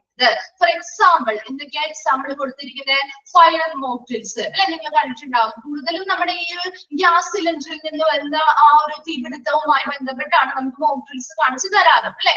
കണ്ടിട്ടില്ലേ നിങ്ങൾ? ചാക്കൊക്കെ ഇങ്ങനെ നനച്ചിട്ട് കൂടണം എന്ന് പറഞ്ഞിട്ട് കാണിച്ചു തരുന്നത്. അങ്ങനെയുള്ള മോക്ക് ഡ്രിൽസ് കാണാറുണ്ട്. ഡിസാസ്റ്റർ ഡ്രിൽ, എന്തെങ്കിലും ദുരന്തങ്ങളുമായി ബന്ധപ്പെട്ടുള്ള മോക്ക് ഡ്രിൽസ് കാണിക്കാറുണ്ട്. കോഡ് ബ്ലൂ ഡ്രിൽ എന്ന് പറഞ്ഞാൽ എന്താ? എന്താണ് code blue drill? Heart attack മുതലായ കാര്യങ്ങൾ അല്ലെ, CPR മുതലായ കാര്യങ്ങൾ. അതായത് ഒരു എമർജൻസി ആണ് അല്ലെ, എന്താണ് മെഡിക്കൽ എമർജൻസിയുമായി ബന്ധപ്പെട്ട മോക്ക് ഡ്രിൽസ് ആണ്. അതുപോലെ ഗ്ലോബൽ പാൻഡമിക് പ്രിപ്പയർനെസ് ഡ്രിൽ എന്ന് പറഞ്ഞാൽ എന്താ? ആഗോള തലത്തിലുള്ള പകർച്ചവ്യാധികൾ, ഇപ്പൊ നമ്മുടെ കോവിഡ് അതുപോലെയുള്ള നിപ്പ മുതലായ അങ്ങനെയുള്ള വലിയ രീതിയിലുള്ള പകർച്ചവ്യാധികൾ വരുന്നതുമായി ബന്ധപ്പെട്ടുള്ള മോക്ക് ഡ്രിൽസ്. അപ്പൊ ആ സമയത്തൊക്കെ നിങ്ങൾ കണ്ടിട്ടുണ്ടാകും ഒരുപാട് വീഡിയോസും കാര്യങ്ങളൊക്കെ നമുക്ക് ഇറക്കിയായിരുന്നു കോവിഡ് സമയത്ത്. എങ്ങനെയാണ് ഓരോ കാര്യങ്ങളും ചെയ്യേണ്ടത് എന്ന് കാണിച്ചു തരാനും നമ്മൾ പ്രിപ്പയർ ആക്കാനും വേണ്ടിയിട്ട്. അപ്പൊ അങ്ങനെയുള്ള മോക്ക് ഡ്രിൽസ് ഒക്കെ എന്തിനു വേണ്ടിയിട്ടാണ്? അപ്പൊ അങ്ങനെയുള്ള മോക്ക് ഡ്രിൽസ് കാണിച്ചു തരുമ്പോൾ അതിൽ എത്രത്തോളം വ്യത്യാസങ്ങൾ ഉണ്ടായിട്ടുണ്ട് എന്നുള്ളതാണ് നമ്മൾ ഇവിടെ റേറ്റ് എടുക്കുന്നത്. അപ്പൊ അതിൽ നിങ്ങളുടെ ഫോർമുല നിങ്ങളുടെ തന്നിട്ടുണ്ടോ? പകുതി ഭാഗം ന്യൂമറേറ്റർ മാത്രമാണോ കൊടുത്തിരിക്കുന്നത്? ആണോ? ഓക്കെ, അപ്പൊ ഞാൻ കംപ്ലീറ്റ് ചെയ്യാം കേട്ടോ. മിസ് വായിക്കാം, ഒന്ന് കംപ്ലീറ്റ് ചെയ്ത് വെക്കാം കേട്ടോ. അപ്പൊ ഫോർമുല എന്തായിരുന്നു? Total number of variations observed in a mock drill അല്ലെ. Total number of variations observed in a mock drill. ഒരു മോക്ക് ഡ്രില്ലിൽ ഒബ്സർവ് ചെയ്തിരിക്കുന്ന, അപ്പൊ ചിലപ്പോ ഒരുപാട് മോക്ക് ഡ്രിൽസ് നമ്മൾ കണ്ടിട്ടുണ്ടാവും. അതിൽ എല്ലാത്തിലും ഇതുപോലെയുള്ള വേരിയേഷൻസ് അല്ലെങ്കിൽ വ്യത്യാസങ്ങൾ ഉണ്ടാവില്ല. ചിലപ്പോ ഒന്നോ രണ്ടോ ആയിരിക്കാം. അപ്പൊ അതിൽ എത്ര എണ്ണത്തിൽ വേരിയേഷൻസ് അല്ലെങ്കിൽ വ്യത്യാസങ്ങൾ ഉണ്ടായി അതിന്റെ എണ്ണമാണ് ന്യൂമറേറ്ററിൽ വരുന്നത്. ഡിനോമിനേറ്ററിൽ നോക്കിയേ ടോട്ടൽ നമ്പർ ഓഫ് ഏതാട്ടാ? Total number of observation made. Total number of observation made. Total number of observation made. Total number of observation made. Total number of observation made. Okay. Into 100. Into 100. അപ്പൊ എന്താണ് formula? ഒന്നുകൂടി നോക്കിയേ. Formula എന്താണ്? ന്യൂമറേറ്ററിൽ എന്താ വരുന്നത്? Total number of variations observed in mock drill. Mock ഡ്രിൽസിൽ എന്താണ് നമ്മൾ കണ്ടിട്ടുള്ള അല്ലെങ്കിൽ ഒബ്സർവ് ചെയ്തിട്ടുള്ള വേരിയേഷൻസ് അല്ലെങ്കിൽ വ്യത്യാസങ്ങൾ ഉള്ളവ എത്ര എണ്ണം ഉണ്ട് അതാണ് അവിടുത്തെ നമ്പർ. ചിലപ്പോ ഒരു നമ്മൾ 10 എണ്ണം കണ്ടിട്ടുണ്ടെങ്കിൽ ചിലപ്പോ ഒന്നോ രണ്ടോ ആയിരിക്കും വ്യത്യാസങ്ങൾ കണ്ടിട്ടുണ്ടാവാം. ആ ഒരു വ്യത്യാസമുള്ളവയുടെ മാത്രം എണ്ണമാണ് ന്യൂമറേറ്ററിൽ വരുന്നത്. ഡിനോമിനേറ്ററിൽ വരുന്നത് എന്താ? Total number of observation made. എത്ര മോക്ക് ഡ്രിൽസ് ആണോ നമ്മൾ കണ്ടിട്ടുള്ളത് അതിന്റെ എല്ലാത്തിന്റെയും എണ്ണം ഡിനോമിനേറ്ററിൽ വരും. ടോട്ടൽ നമ്പർ ഓഫ് ഒബ്സർവേഷൻ നമ്മളിപ്പോ ഒരുപാട് ചിലപ്പോ ഒരു 10-25 മോക്ക് ഡ്രിൽസ് കണ്ടിട്ടുണ്ടെങ്കിൽ ആ 25 എണ്ണം നമ്മൾ എന്താ കണ്ടതാണ് അല്ലെ, നമ്മൾ ഒബ്സർവ് ചെയ്തതാണ്, നിരീക്ഷിച്ച മോക്ക് ഡ്രില്ലുകളാണ്. അപ്പൊ അതാണ് ഡിനോമിനേറ്ററിൽ വരിക. അതിൽ എത്ര എണ്ണത്തിൽ വ്യത്യാസങ്ങൾ കണ്ടു അതാണ് ന്യൂമറേറ്ററിൽ വരിക. ഇൻറ്റു 100 ചെയ്താൽ number of variations observed in mock drills കിട്ടും. ക്ലിയർ ആയോ? 27 ഓക്കെ ആണോ? ഓക്കെ. Then next 28 നോക്കിയേ. patient fall rate. അതൊന്ന് നോട്ട് ചെയ്ത് വെച്ചോട്ടോ. patient fall rate എന്താ? falls per 1000 patient days. എന്താണ് patient fall എന്ന് പറഞ്ഞാൽ എന്താ? എന്താണ് patient fall? നമ്മുടെ സേഫ്റ്റി ആൻഡ് സെക്യൂരിറ്റി പഠിച്ചില്ലേ? falls and trips പഠിച്ചോ? പഠിച്ചിരുന്നോ? ഓക്കെ. എന്താണ്? വീഴ്ച അല്ലെ, പേഷ്യൻസ് വീഴുന്ന, തിങ്ങി വീഴുക, അത് തന്നെയാണ് പേഷ്യന്റ് ഫോൾ റേറ്റ് എന്ന് ഇവിടെ ഉദ്ദേശിക്കുന്നത് കേട്ടോ. Fall is defined as loss of upright position that result in landing on the floor, ground, or an object or furniture, or a sudden, uncontrolled, unintentional, non-purposeful downward displacement of the body to the floor or ground, or hitting another object like a chair or stair. എന്താണ് just നിങ്ങൾ ഇത്രയും മാത്രം മനസ്സിലാക്കിയാൽ മതി. Fall എന്ന് പറഞ്ഞാൽ എന്താണ്? Patients വീഴാണ്. എന്താണ്?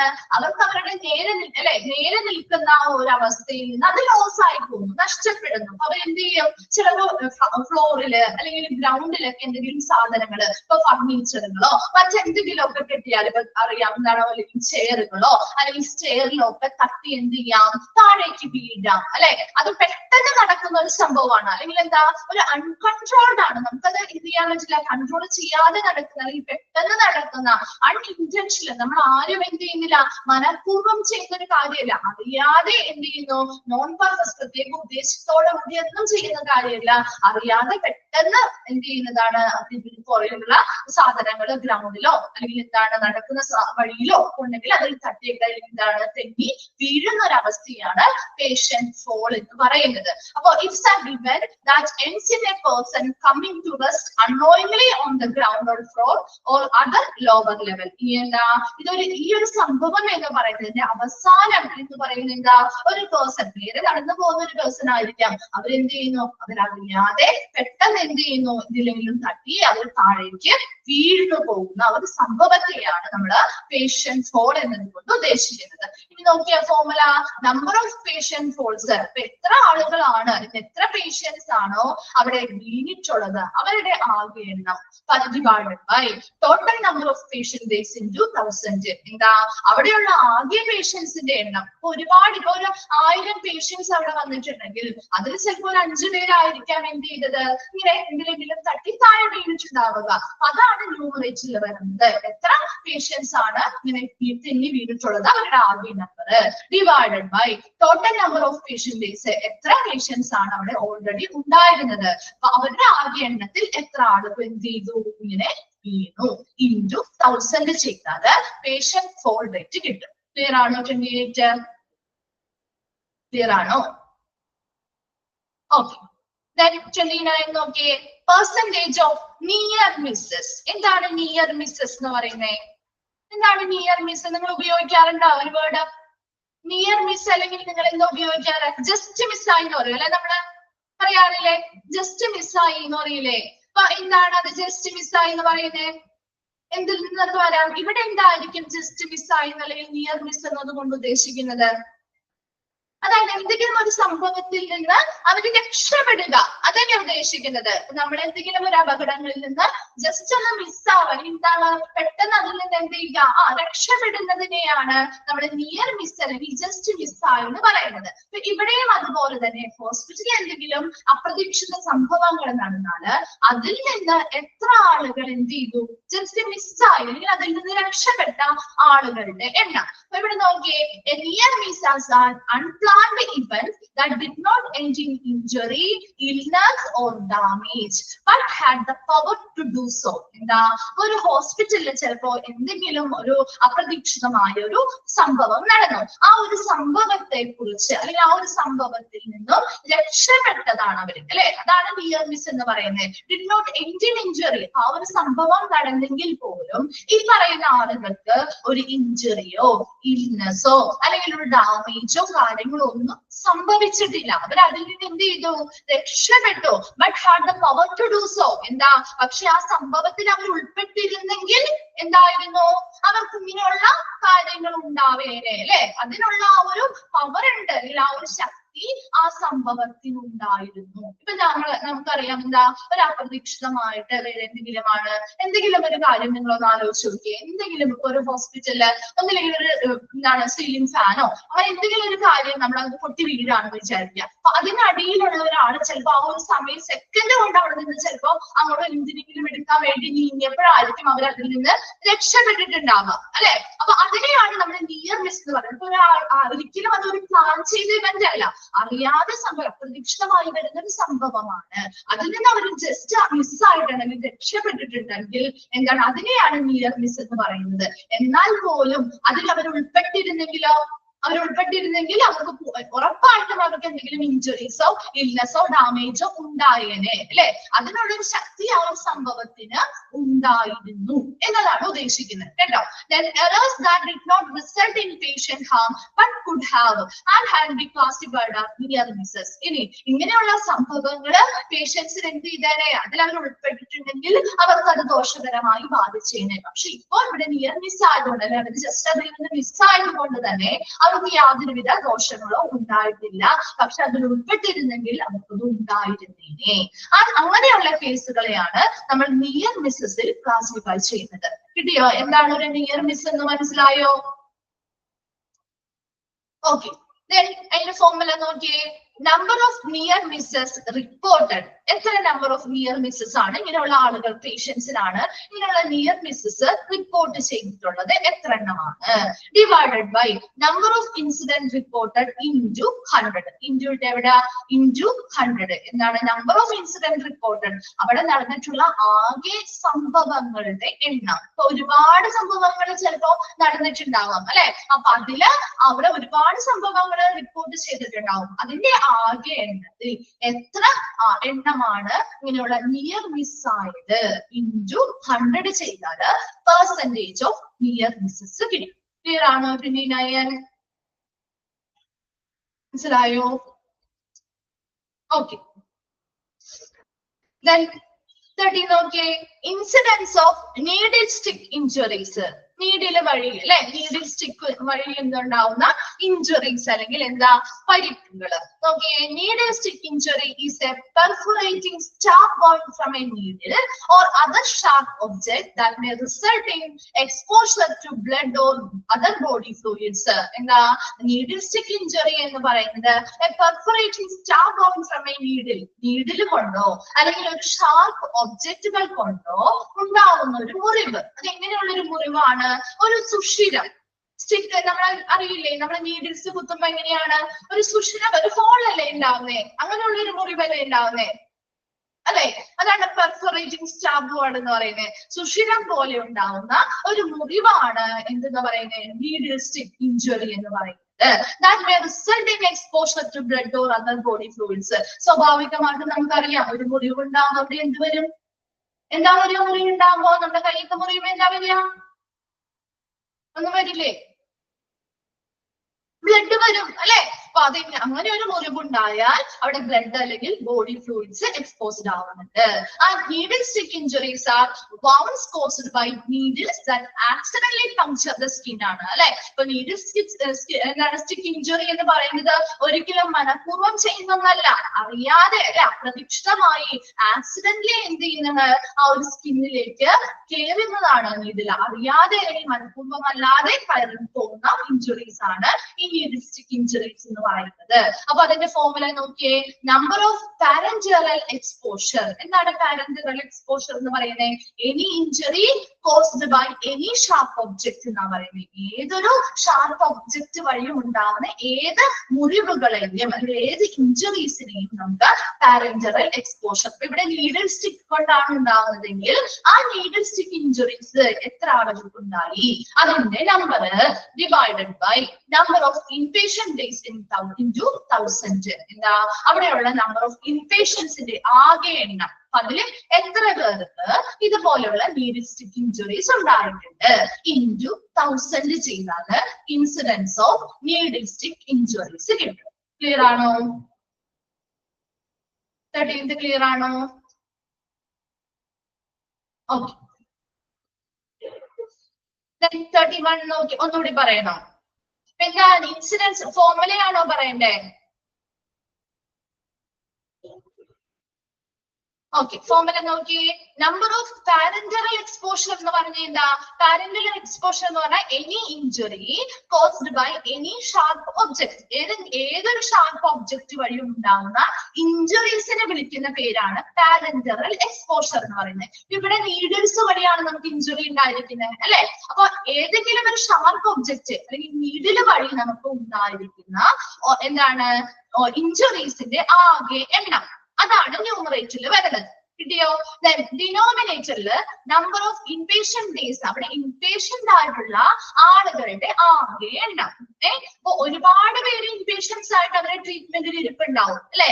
അവരിൽ എത്ര പേർക്ക് ഇതുപോലെയുള്ള ഇഞ്ചുറീസ് ഉണ്ടായി, അതിന്റെ ആകെ എണ്ണമാണ് ന്യൂമറേറ്ററിൽ വരുന്നത്. കിട്ടിയോ? ഇൻറ്റു 1000. ഓക്കെ ആണോ? ഓക്കെ. Then 31 നോക്കിയേ. Appropriate handovers during shift change to be done separately for doctors and nurses per patient per shift. എന്താ ഉദ്ദേശിക്കുന്നത് ഇവിടെ? അപ്രോപ്രിയേറ്റ് ആണ്, ശരിയായ രീതിയിലുള്ള ഹാൻഡ് ഓവർ ചെയ്യുക. എന്താ? ഷിഫ്റ്റ് ചേഞ്ചുകൾ കണ്ടിട്ടുണ്ടോ ഹോസ്പിറ്റലുകളില്? നമ്മുടെ ഡ്യൂട്ടിയിലൊക്കെ ഇരിക്കുന്ന ഡോക്ടേഴ്സ് ആണെങ്കിലും നഴ്സസ് ആണെങ്കിലും അവർ ഷിഫ്റ്റ് അടിസ്ഥാനത്തിലാണ് ജോലി ചെയ്യുന്നത് അല്ലെ? അവരെന്ത് ചെയ്യും? അവരുടെ ഓരോ ഷിഫ്റ്റ് കഴിഞ്ഞ് കഴിയുമ്പോൾ ആ പേഷ്യൻസുമായി ബന്ധപ്പെട്ട എല്ലാ റെക്കോർഡ്സും കാര്യങ്ങളും എന്ത് ചെയ്യുന്നു? ഹാൻഡ് ഓവർ ചെയ്യും അല്ലെ? ഡ്യൂട്ടി ഹാൻഡ് ഓവർ ചെയ്യും. അടുത്ത ഡ്യൂട്ടിയിലേക്ക് കയറുന്ന ആളാണോ അവരിലേക്ക് ഹാൻഡ് ഓവർ ചെയ്യും. അപ്പൊ അവരെ ശരിയായ രീതിയിൽ ഹാൻഡ് ഓവർ ചെയ്യുന്ന ആ ഡ്യൂട്ടി ഷിഫ്റ്റ് ചെയ്യുമ്പോൾ ശരിയായ രീതിയിൽ ഇങ്ങനെയുള്ള റിപ്പോർട്ട്സ് അല്ലെങ്കിൽ റെക്കോർഡ്സ് ഒക്കെ ഹാൻഡ് ഓവർ ചെയ്യുന്ന ഡോക്ടേഴ്സിന്റെയും നഴ്സസിന്റെയും പെർസെന്റേജ്, അതാണ് ഇവിടെ നമ്മൾ നോക്കുന്നത്. അപ്പൊ ശരിയായ രീതിയിൽ, അപ്പൊ ചിലപ്പോൾ ചിലവർ അങ്ങനെ ചെയ്യാറൊന്നും ഉണ്ടാവില്ല. പ്രോപ്പർ ആയിട്ട് അല്ലെങ്കിൽ അപ്രോപ്രിയേറ്റ് ആയിട്ട് ഉചിതമായിട്ട് എത്ര എണ്ണം അങ്ങനെ ഹാൻഡ് ഓവർ ചെയ്യപ്പെടുന്നുണ്ട്, അതിന്റെ റേറ്റ് ആണ് നമ്മളിവിടെ നോക്കുന്നത്. നോക്കിയ formula: total number of hand overs done appropriately, വളരെ ഉചിതമായി ഹാൻഡ് ഓവർ ചെയ്തിട്ടുള്ളവയുടെ ആകെ എണ്ണം, divided by total number of hand over opportunities, hand over ചെയ്യാനുള്ള അവസരങ്ങളുടെ ആകെ എണ്ണം ഇൻറ്റു 100. അപ്പൊ ഹാൻഡ് ഓവർ ചെയ്യാനുള്ള അവസരങ്ങൾ, ശരിയായ രീതിയിൽ ഹാൻഡ് ഓവർ ചെയ്യാനായിട്ടുള്ള അവസരങ്ങളുടെ ആകെ എണ്ണം, അതിൽ എത്ര എണ്ണം ഉചിതമായിട്ട് ഹാൻഡ് ഓവർ ചെയ്തിട്ടുണ്ട് ഇൻറ്റു 100 ആണ് എന്തെന്ന് പറയുന്നത് അപ്രോപ്രിയേറ്റ് ഹാൻഡ് ഓവേഴ്സുമായി ബന്ധപ്പെട്ടുള്ള റേറ്റ് കാണേണ്ട ഫോർമുല. കിട്ടിയോ formula? Total number of hand overs done appropriately, വളരെ ഉചിതമായി ഹാൻഡ് ഓവർ ചെയ്തിരിക്കുന്നവരുടെ ആകെ എണ്ണം ഡിവൈഡഡ് ബൈ അവിടെ total number of hand over ഓപ്പർച്യൂണിറ്റികൾ, അവിടെ ഹാൻഡ് ഓവർ ചെയ്യാനുള്ള അവസരങ്ങളുടെ ആകെ എണ്ണം ഇൻറ്റു 100. കിട്ടിയോ? 31 ക്ലിയർ ആയോ? ഓക്കെ. Then 32 നോക്കിയേ. Complaints rate to medication prescription in capitals. എന്താണ് കംപ്ലൈൻസ് പറഞ്ഞാൽ? പാലിക്കുക എന്നുള്ള മീനിങ് ആണ് കേട്ടോ. Rate to medication prescription in Capitals. അപ്പൊ മെഡിസിൻസ് പ്രിസ്ക്രിപ്ഷൻ, മെഡിസിൻസ് നമ്മൾ പ്രിസ്ക്രൈബ് ചെയ്തല്ലേ ഡോക്ടേഴ്സ്, അപ്പൊ എപ്പോഴും എങ്ങനെയായിരിക്കണം? അത് ക്യാപിറ്റൽ ലെറ്റേഴ്സിലായിരിക്കണം ചെയ്യേണ്ടത്. പക്ഷെ അങ്ങനെ എപ്പോഴും എല്ലാവരും എന്ത് ചെയ്യുന്നില്ല, ക്യാപിറ്റൽ ലെറ്റേഴ്സ് പാലിക്കാറില്ല. അപ്പൊ അതിൽ എത്ര പേര് ശരിയായ രീതിയിൽ ഇങ്ങനെയുള്ള മെഡിസിൻസ് പ്രിസ്ക്രൈബ് ചെയ്യുമ്പോ ക്യാപിറ്റൽ ലെറ്റേഴ്സ് പാലിക്കുന്നുണ്ട്, അതിന്റെ റേറ്റ് ആണ് നമ്മൾ ഇവിടെ നോക്കുന്നത് കേട്ടോ. നോക്കിയ formula: total number of prescriptions in capital letters, capital ലെറ്റേഴ്സിലുള്ള പ്രിസ്ക്രിപ്ഷൻസ്, ക്യാപിറ്റൽ ലെറ്റേഴ്സിൽ എഴുതിയിട്ടുള്ള പ്രിസ്ക്രിപ്ഷൻസിന്റെ ആകെ എണ്ണം divided by total number of prescription. അപ്പൊ ഇവിടെ ഒരുപാട് പ്രിസ്ക്രിപ്ഷൻസ് ഉണ്ടാവാം അല്ലെ? പല ഡോക്ടേഴ്സും പ്രിസ്ക്രിപ്ഷൻസ് എഴുതിയിട്ടുണ്ടാവും. അതിന്റെ ആകെ എണ്ണത്തിൽ എത്ര എണ്ണം ഇതുപോലെ ക്യാപിറ്റൽ ലെറ്റേഴ്സില് പ്രിസ്ക്രിപ്ഷൻസ് എഴുതിയിട്ടുണ്ട് ഇൻറ്റു 100 ആണ് compliance rate to medication prescription in capitals എന്ന് ഉദ്ദേശിക്കുന്നത്. ക്യാപിറ്റൽ ലെറ്റേഴ്സിലായിരിക്കണം ശരിക്കും എഴുതേണ്ടത്, ആ ഒരു ഫോർമുലയിലാണ് അല്ലെങ്കിൽ ആ ഒരു പ്രൊസീജിയറിലാണ് എഴുതേണ്ടത്. എന്നാൽ പോലും ശരിയായ രീതിയിൽ അവർ ചിലവര് അത് പാലിക്കാറില്ല. അപ്പൊ അത് എത്രത്തോളം അവിടെ ആ ഒരു ക്യാപിറ്റൽ ലെറ്റേഴ്സില് പ്രിസ്ക്രിപ്ഷൻ എഴുതുന്നത് പാലിക്കുന്നവരുടെ എണ്ണമാണ് നമ്മളിവിടെ നോക്കുന്നത്. അപ്പൊ ഒരുപാട് പ്രിസ്ക്രിപ്ഷൻസ് വന്നിട്ടുണ്ടാവും, അതാണ് ഡിനോമിനേറ്ററിൽ വരുന്നത്. ടോട്ടൽ നമ്പർ ഓഫ് പ്രിസ്ക്രിപ്ഷൻസ്, അവിടെയുള്ള പ്രിസ്ക്രിപ്ഷൻസിന്റെ ആകെ എണ്ണം, അതിൽ എത്ര എണ്ണം ഈ ക്യാപിറ്റൽ ലെറ്റേഴ്സിലുള്ള പ്രിസ്ക്രിപ്ഷൻസ് ഉണ്ട്, അതിന്റെ എണ്ണം ഇൻറ്റു 100 ചെയ്യുക. ക്ലിയർ ആണോ? 32 ഓക്കെ ആണോ? ഓക്കെ. അപ്പൊ നമ്മൾ ആ ഒരു കീ പെർഫോമൻസ് ഇൻഡിക്കേറ്റേഴ്സിന്റെ ഒരു 32 എണ്ണം നമ്മൾ എന്ത് ചെയ്തു? കംപ്ലീറ്റ് ആയി. ഒന്നുകൂടി നമുക്ക് ആ ഒരു ഇമ്പോർട്ടന്റ് ആയിട്ട് പറഞ്ഞത് ഒന്നുകൂടി പറഞ്ഞു തരാം കേട്ടോ. അപ്പൊ അതൊന്ന് നോക്കിയിട്ട് നിങ്ങളെ നോട്ട് ചെയ്തിട്ടില്ല എങ്കിലോ ഒന്ന് എഴുതാം കേട്ടോ. അപ്പൊ ഫസ്റ്റ് 1 ഉണ്ട്, 4 നമ്പർ മാത്രമേ പറയുന്നുള്ളൂ കേട്ടോ. 1, 4, 7, 9, 10, 14, 16, 17, 19, 21, 23, 24, 28, 31, 32. 31, 32. ഈ ഒരു പേജില് 28, 31, 32. കിട്ടിയോ എല്ലാവർക്കും? ഓക്കെ ഓക്കെ, നമുക്ക് നെക്സ്റ്റ് ഒരു ഭാഗം, ലാസ്റ്റ് ഭാഗമാണ് ഈ ഒരു ചാപ്റ്ററിന്റെ. അപ്പൊ നെക്സ്റ്റ് ക്ലാസ്സിലെ മിസ് ഈ ഭാഗം കഴിഞ്ഞു കഴിഞ്ഞാൽ നെക്സ്റ്റ് പുതിയൊരു ചാപ്റ്റർ തുടങ്ങും. നിങ്ങൾക്ക് ഹൗസ് കീപ്പിംഗ് എന്ന് പറഞ്ഞൊരു ചാപ്റ്റർ ഉണ്ട്, അതാണ് ഇവിടെ തുടങ്ങുന്നത്. നെക്സ്റ്റ് ക്ലാസ്സിൽ ഹൗസ് കീപ്പിംഗ് ആയിരിക്കും തുടങ്ങുന്നത്. അപ്പൊ അതിന്റെ നോട്ട്സ് ഒന്നും കയ്യിൽ കരുതിയും കേട്ടോ. അപ്പൊ നോക്കിയേ, നമുക്ക് ഈ ഒരു ചാപ്റ്ററിൽ ലാസ്റ്റ് ഭാഗമാണ് ജോബ് ഡിസ്ക്രിപ്ഷൻ. ഇതിന്റെയൊക്കെ ഫോർമുലാസ് ആണ് ഇമ്പോർട്ടന്റ് കേട്ടോ. ഇമ്പോർട്ടന്റ് എന്ന് പറഞ്ഞിരിക്കുന്നതിന്റെ ഫോർമുലാസ് നിങ്ങൾ ബർഹാർട്ട് ചെയ്ത് പഠിക്കുക. ബാക്കിയുള്ള കാര്യങ്ങളൊന്നും ഒന്ന് വായിച്ച് മനസ്സിലാക്കി വെച്ചാൽ മതി. ജസ്റ്റ് ആ ഫോർമുല ഫൈൻഡ് ഔട്ട് ചെയ്യാനായിട്ടാണ് നിങ്ങൾ ചോദിക്കുള്ളൂ. കാൽക്കുലേഷൻസ് കാര്യങ്ങളൊന്നും ചെയ്യാൻ പറ്റില്ല കേട്ടോ. ജസ്റ്റ് ആ ഫോർമുല ഏതാണെന്ന് കണ്ടെത്താൻ നിങ്ങൾക്ക് അറിഞ്ഞിരിക്കണം, അതാണ്. അപ്പൊ ആ ഒരു ഫോർമുല തന്നെ മറിച്ചും തിരിച്ചൊക്കെ ഇട്ട് നമുക്ക് എന്താണ് 10th ആണോ? 10th പറഞ്ഞിരുന്നില്ലല്ലോ. 7, 9 അല്ലേ പറഞ്ഞേ? 7, 9 10 പറഞ്ഞിരുന്നു അല്ലെ? സോറി കേട്ടോ, മിസ് വിട്ടുപോയതാണ്. Standard mortality ratio for ICU അല്ലേ? അതുണ്ട് കേട്ടോ. Okay, 10th പറഞ്ഞിരുന്നോ? 10th ഞാൻ ഓൾറെഡി മിസ് കഴിഞ്ഞ ക്ലാസ്സിൽ എടുത്തപ്പോ പറഞ്ഞിട്ടുണ്ടാവും. ഇപ്പൊ പറഞ്ഞപ്പോ വിട്ടുപോയോ? 10th എഴുതിട്ടോട്ടോ. 10th ഉണ്ട് കേട്ടോ. ഓക്കെ ഓക്കെ, അപ്പൊ നമുക്ക് നോക്കാം. Job description or responsibilities of hospital quality manager. ഇപ്പൊ നമ്മൾ ക്വാളിറ്റി മാനേജ്മെന്റ് എന്ന് പറയുന്ന ചാപ്റ്റർ ആണ് പഠിക്കുന്നത് അല്ലെ? അവിടെ ഒരു ക്വാളിറ്റി മാനേജർ ഉണ്ടാവും. ആ ഒരു ഹോസ്പിറ്റൽ ക്വാളിറ്റി മാനേജറുടെ ജോബ് ഡിസ്ക്രിപ്ഷൻ അല്ലെങ്കിൽ അവരുടെ റെസ്പോൺസിബിലിറ്റീസ് എന്തൊക്കെയാണ് എന്നാണ് ഈ ഒരു ലാസ്റ്റ് ഭാഗത്ത് നമുക്ക് പഠിക്കാനുള്ളത്.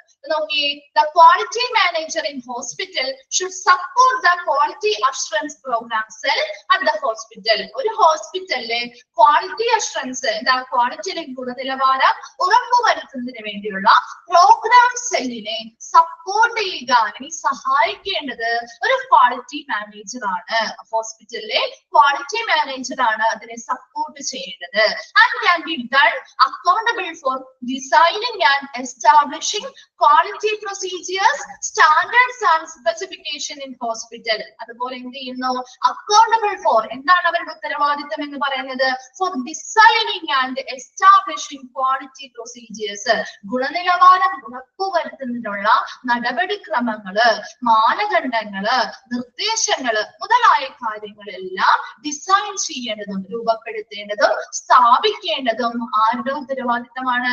ഒരു ക്വാളിറ്റി മാനേജറുടെ ഉത്തരവാദിത്തത്തിൽ വരുന്നതാണ്. അപ്പൊ എന്താണ് പറഞ്ഞത്? ഒരു ക്വാളിറ്റി മാനേജർ എന്ന് പറയുന്നത് ഒരു ഹോസ്പിറ്റലിലെ ക്വാളിറ്റി അഷ്വറൻസ്, ഗുണനിലവാരം ഉറപ്പുവരുത്തുന്നതിന് വേണ്ടിയുള്ള പ്രോഗ്രാം സെല്ലിനെ സപ്പോർട്ട് ചെയ്യേണ്ടത് അല്ലെങ്കിൽ സഹായിക്കേണ്ടത് ആരാണ്? ഒരു ക്വാളിറ്റി മാനേജർ ആണ്. രണ്ടാമതായി നമ്മൾ പറഞ്ഞത് ആ ഒരു ഹോസ്പിറ്റലിലെ ക്വാളിറ്റി ഉറപ്പുവരുത്തുന്നതിന് വേണ്ടിയുള്ള നടപടിക്രമങ്ങള്, മാനദണ്ഡങ്ങള്, നിർദ്ദേശങ്ങൾ മുതലായ കാര്യങ്ങളെല്ലാം ഡിസൈൻ ചെയ്യേണ്ടതും രൂപപ്പെടുത്തേണ്ടതും അത് സ്ഥാപിക്കേണ്ടതും ഒരു ക്വാളിറ്റി മാനേജറുടെ റെസ്പോൺസിബിലിറ്റി ഉത്തരവാദിത്തത്തിൽ വരുന്നതാണ്. He or she must increase quality improvement in all the process and procedures of the hospital and share reports. അതുപോലെ എന്താ ചെയ്യുന്നത്? ആ ക്വാളിറ്റി മാനേജർ എന്ന് പറയുന്ന ആ ഒരു വ്യക്തി എന്തിനെയാണ് എൻകറേജ് ചെയ്യുന്നത് അല്ലെങ്കിൽ പ്രോത്സാഹിപ്പിക്കേണ്ടത്? Quality improvement in all the process and procedures.